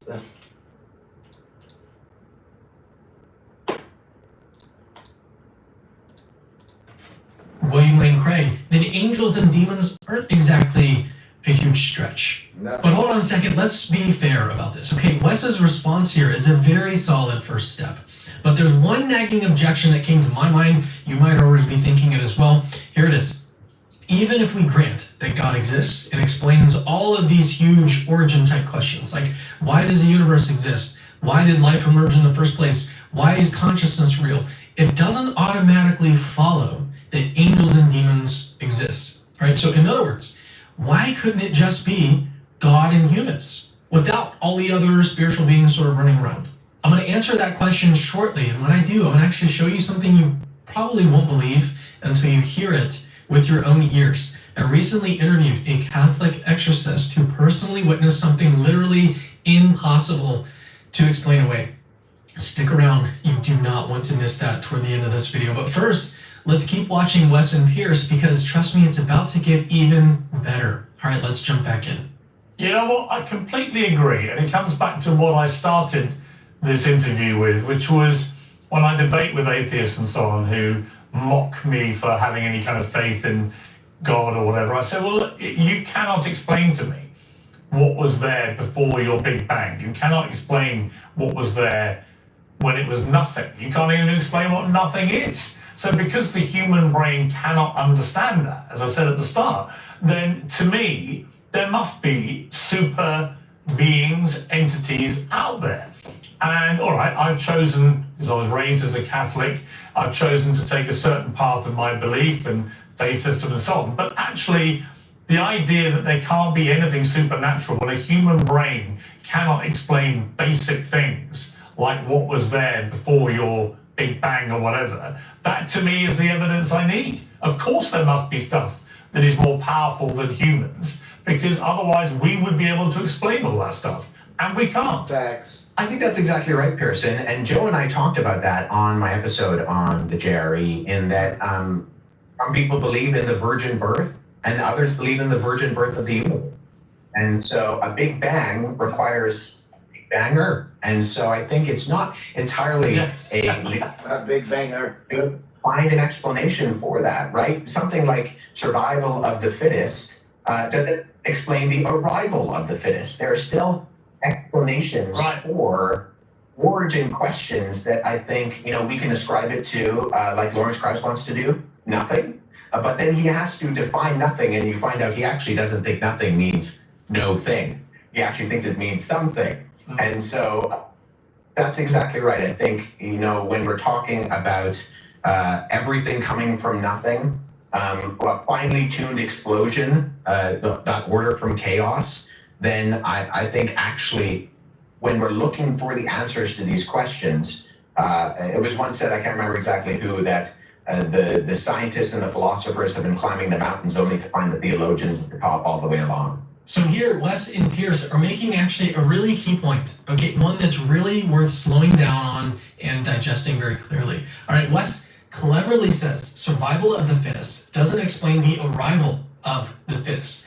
But let's think about that, okay? It's actually a great line because evolution by natural selection can tell you how species developed and adapt once they already exist, but it literally can't touch the deeper question about how the stuff got here in the first place. It's kind of like someone asking, well, how did you get that cake? And then you respond by describing how you carefully sliced it. Okay, you're missing the point. We want to know how the cake got baked in the first place to begin with. Right. And this is absolutely crucial because origin questions, like why something exists rather than nothing, or how mind came into existence from mindless material, these are enormous questions. They're exactly the kinds of questions that reveal which worldview is more probable on the whole. If your worldview consistently runs into brick walls about these, whenever you ask these sort of basic fundamental questions about the world that we live in, well, maybe it's not the worldview you want to make or stake your eternal destiny on. Now, do you remember the lingering objection from earlier? Like, even if Christianity answers these big type of origin questions better than atheism does, even if there is a big banger behind the Big Bang, how exactly does that mean that angels and demons exist? Like, couldn't God simply create the universe without any of these other supernatural creatures? Don't worry, I promised you an answer, and it's coming up very shortly. But first, let's watch this final clip with Pierce and Wes, because things are about to get really spicy. Yeah, and the other thing about atheists is they must die so unhappy, because that's it. Whereas you and I, it's just the beginning. Well, I would want to instill hope in those atheists and say, you may think this is all there is, but it's not. And, there is so much more than just this. And to really push into some of those more metaphysical, existential questions. How does everything come from nothing? How does order come from chaos? How does life emerge from non-life? How do minds come from mindless matter? And I would really encourage them to say and look into something like the Bible, which I think ultimately gives answers. Well, I can't wait to meet Richard Dawkins and Ricky Gervais on the other side, just to see their faces and say, you see, I told you. Well, between you and me, I hope that they come to a place where on the other side, they're going to be in the same place where I am. And that the told you so is grasping and unity rather than them maybe going some different direction. So I continue to pray for Ricky Gervais and Richard Dawkins and have hope that if Jesus can change Paul from being a persecutor of the church, Richard Dawkins is far outside of the realm of possibility of salvation. Okay, real talk here. Wes's response here is exactly the right approach. And it's also just beautiful. Like when he says that he hopes that even hardcore skeptics like Dawkins and Gervais will eventually choose God, he's hitting on something super, super important for a number of reasons. Ultimately, whether someone embraces God or rejects him is entirely up to them. I love this line from C.S. Lewis. He says, hell is locked from the inside. God doesn't force anybody to spend eternity with him. He simply offers the invitation. And it's up to you whether you're going to RSVP. All right, but now let's get back to our lingering objection. All right, remember, okay, we said, even if God explains big origin questions better than atheism, which it does, that still doesn't automatically mean that angels and demons exist. Why couldn't God just create a universe without all of these, special supernatural creatures? Now, here's where things get very, very interesting. First, if you believe, as Christians do, that there's an infinite, immaterial mind behind the universe, it actually becomes less surprising that other finite, immaterial minds exist. Think about it this way. If the fundamental reality is an infinite mind, or God, then finite spiritual beings, angels and demons, fit quite naturally within that picture. In fact, compared to embodied beings like us, purely spiritual beings could even be considered more natural or more expected given theism. Now, full disclosure, I did not always believe that strongly in demons, but then something happened that totally shook my view on the matter. I started personally interviewing exorcists, actual priests, deeply involved in deliverance ministry, and these conversations radically raised my confidence. Okay, and let me give you a taste of what I mean. All right, first, here's a clip from my conversation with Father Dan Rehill, an official exorcist for the Diocese of Nashville, who personally witnessed something that is pretty hard to explain. I went to see a guy that was at a halfway house up near Kentucky and really had no expectation that there would be a big problem at all. I just got a call from the person that was kind of running the halfway house. Said, this guy's acting real strange and he's creeping out a lot of the other guys here. Can you come talk to him? So I went up and I met with him in a room privately. And I just really just in the opening prayer, it wasn't even a prayer of deliverance. It was just, come Holy Spirit and, guide my thoughts and my actions and my ways according to your will. And with that, he just levitated right up off the couch. And I said, okay, we're not going to do this here. Imagine you had a a rope tied to your belly button and was pulling you up off the ground, and your limbs are just flung backwards. It was like he was being pulled up through his core, and everything else was just flailing backwards. Was he when he was on the couch? Well, he started on the couch. He started on the couch, and then he kind of like got pulled forward. No, up. He was up in the air with his limbs hanging. Okay, so he was sitting down, and then he just started to levitate. How high up off of the couch did? A couple of feet. Okay. Sorry, I just wanted to get a little bit more detail on what the scene kind of looked like. But continue. Feel free to continue. Well, I knew enough that we're not going to do an actual exorcism on his turf. So I just said, we're done here. And in the name of Jesus, I command you to stop. He fell back down on the couch. He came back. He was present to me, the person, the young man. And I said, we're going to have to do this at my church because, this isn't the right place to do this sort of thing. And so we scheduled the appointment, and he came down a few times, and we did a few sessions and of the actual rite. And I think after 2 or 3, he was fine. What's wrong with these burger buns? Yo, that's It crazy. tastes perfectly delicious, but due to a production mishap, their bottoms are slightly curved instead of flat. I only say it's crazy because look, like you can see the perplexity in Cameron's face. Like he's literally when he's asking the question. So like Angels and Demons, great topic. I thought this was a great video to end the live stream with. I always try to end the live stream with a Christian clip. So whether it's from a Christian, whether it's about Christianity or anything about God, Jesus, I try to do that. Cameron Bertuzzi, this cracks me up because you can not only hear it in his voice, but you can see the perplexity on his face. He's like, okay, so like, he's like, but he was on the couch. And the guy's like, the priest is like, well, he started on the couch. And Cameron's thinking to himself, I know he's thinking this because you can see it in his face. He's like, okay, like, so this priest is telling me that this guy actually left the couch, that he's not. And that's why Cameron says, well, how high up from the couch did he levitate? And the priest is like, a couple of feet. Like, just like, dude, do you not know, even if it was 2 feet, that's crazy. Even if it was 2 feet. Oh, man. All right, let's be very clear about this, all right? Father Real actually saw this guy levitate. Or he's just straight up lying, okay? People don't just accidentally hallucinate human levitation. Yeah, they don't. It's not like mistakenly thinking that you saw someone wave to you across the street, all right? If he's lying, he'd have to be deliberately deceiving everyone that he's ever spoken to about this topic. And while sure, like lying is definitely possible, at some point, that explanation gets stretched way too thin, especially as these sorts of claims start to pile up one after another from totally different people with seemingly nothing to gain. Father Rehill is not asking for interviews. People are asking him for interviews, all right? He's busy like doing his thing as a priest. But I have to remind you, this is not a one-off thing. Like, let me show you another clip, this time from my interview with Dr. Richard Gallagher. Here, Gallagher talks about an incident involving a possessed individual who knew something that was literally impossible to know naturally. The long and the short of it, when I first met her, I think that was part of your question, Cameron.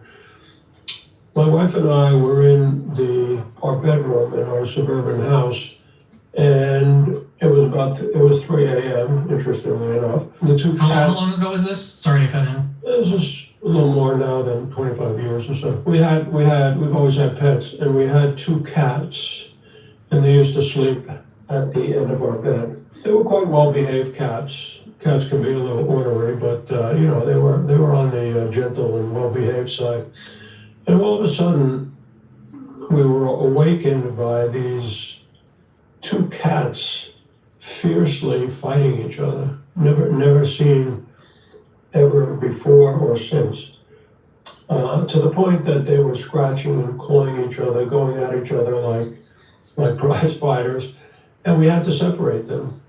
And we really didn't know what was going on. I mean, was this catnip or had they eaten something bad? We chalked it up to some kind of natural cause. As it turned out, the next morning, actually to my annoyance, the priest brought this woman, whom I call Julia, to my house. I later told him in no uncertain terms, do not bring Satanists to my neighborhood, okay? So they ring the doorbell, I trudge down the stairs, and Father Jacques, somewhat sheepishly, says to me, well, Dr. Gallagher, I'd like to introduce you to this woman I've been telling you about, Julia. And Julia looks at me with a smirk and says, out of the blue, oh, hi, Dr. Gallagher, nice to meet you. By the way, how did you like those cats last night? Now, you can imagine I was taken aback. I was taken aback so much by her comment that I didn't really express to her the annoyance I had if she had anything to do with this. I'm thinking, how is this possible that she knew that?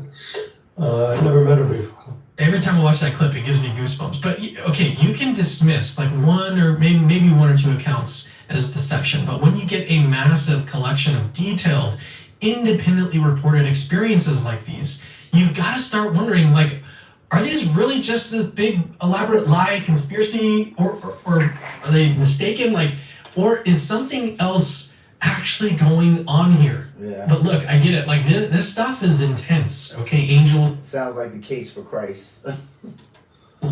Demons, supernatural events. It can feel really overwhelming, especially if you're hearing it for the first time. But here's the heart of it, okay? We live in a world that is way bigger, way richer, and far more mysterious than we often realize. And sometimes reality pushes back on us to expand what we thought was possible. Now, if you're still unsure about this, I want to sort of gently encourage you, look deeper.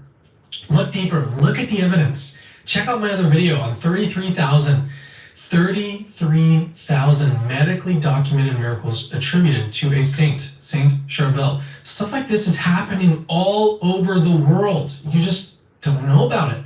Miracles like these and other occurrences provide very, very powerful evidence that we're living in a supernatural reality. Okay, there's stuff going on here that atheists cannot explain. But ultimately, this is not just about like fascinating stories or these miracle accounts or philosophical arguments. It's actually about you. Like if the supernatural world is real and angels and demons truly do exist, then God is real. And if God is real, then your life, your soul, matters far more deeply than you could ever imagine. Not sure if you saw the news, but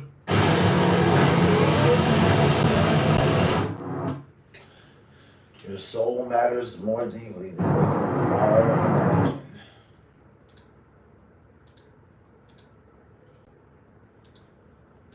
A saint, Saint Charbel. Stuff like this is happening all over the world. You just don't know about it.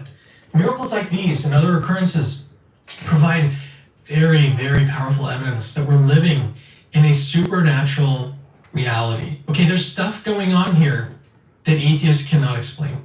But ultimately, this is not just about like fascinating stories or these miracle accounts or philosophical arguments.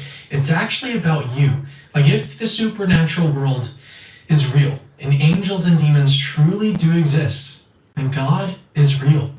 And if God is real, then your life, your soul, matters far more deeply than you could ever imagine. I would 100% that. Far more deeply than you could ever imagine. Tomorrow we're actually going to be taking a look at this. I wanted to chime in on this one because for my Saturday live stream, I know sometimes I have different people jump in and out. So tomorrow we'll be watching something more to the effect of this is one of the Dan Reed. Dan Reed, I think his name is, the priest that Cameron was talking to.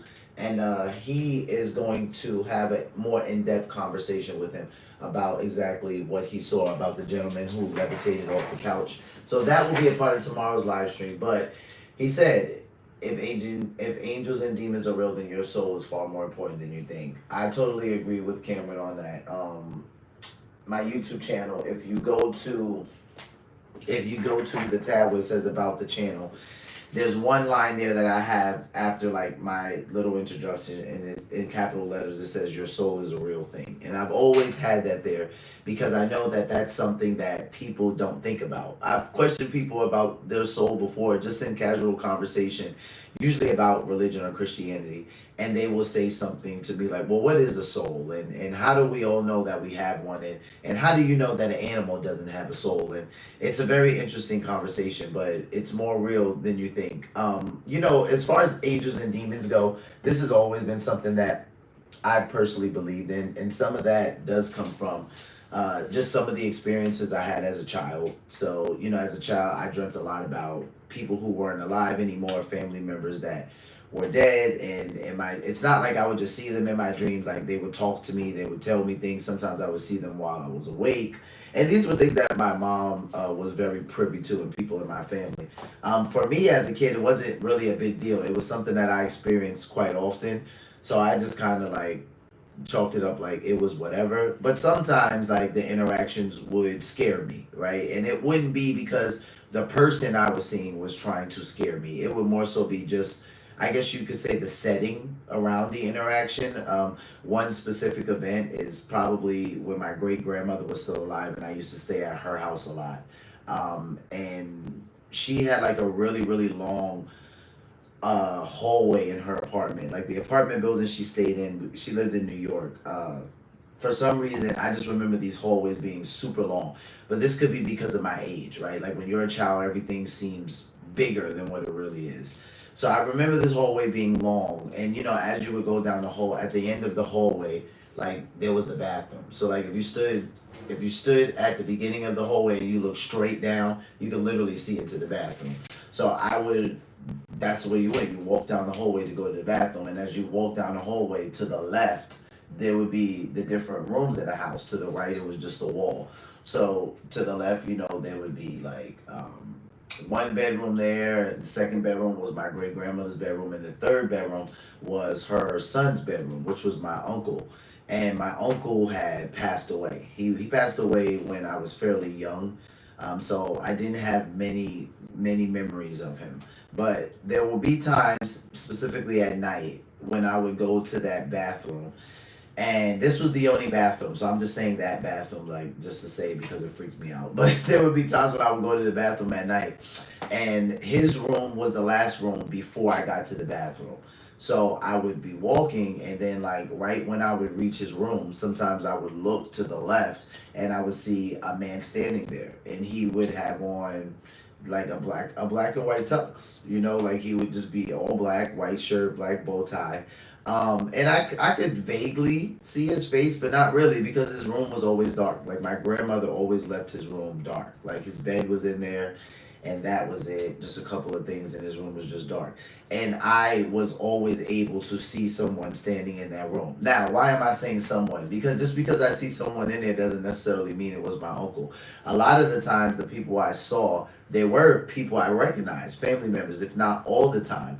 But every now and then I could see somebody and they weren't that clear to me. And those were always the people that I was very iffy about as a child, because my interactions with God at this young age were the people that he would allow to come see me. They were people that I remembered, I recognized, and they didn't try to scare me or hurt me in any way.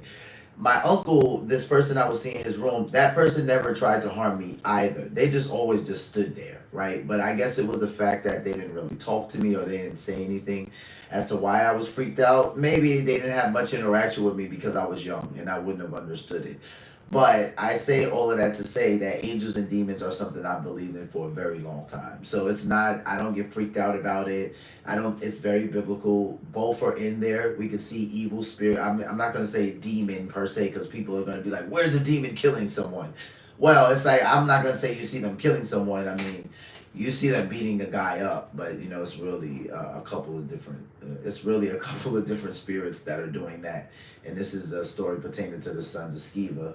But yeah, this is something that's in the Bible. It's something that is biblical, and I believe that it is very real. And Cameron's very right. There are these types of miracles, like interactions with angels, demons, miracles happening all of the time, all over the world. We just don't know about them. And what he said was really great. He said these miracles provide very solid evidence, and they do. I won't take away from that. I love when I hear about anything pertaining to Jesus Christ, anything pertaining to some type of historical evidence about Christianity.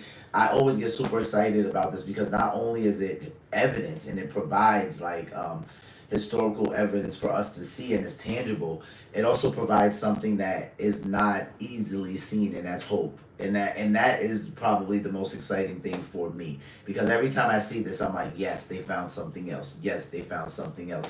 I'm never like super excited like, oh my gosh. I think that people will find things, the archaeologists, the historians, they will find the things that God wants them to find in the time he wants them to find them in. There have been people who found things about Christianity in past history 50 years ago, 100 years ago. And then there are people who found things about Christianity 20 years ago and 4 years ago. So the fact that they keep being found, it's just, I love the way God has it so spread out throughout history that it's just, every now and then there's like this nugget, like when they found the shroud, this nugget, when they found pieces at the bottom of the sea from chariots and things like that. And it's always super encouraging to me. So I hope that it does the same thing for you guys. I hope it provides hope to you if you're missing some of that lately, or if you don't even know what hope feels like, because there are some people who don't know what hope feels like, and I think that that's a treacherous thing.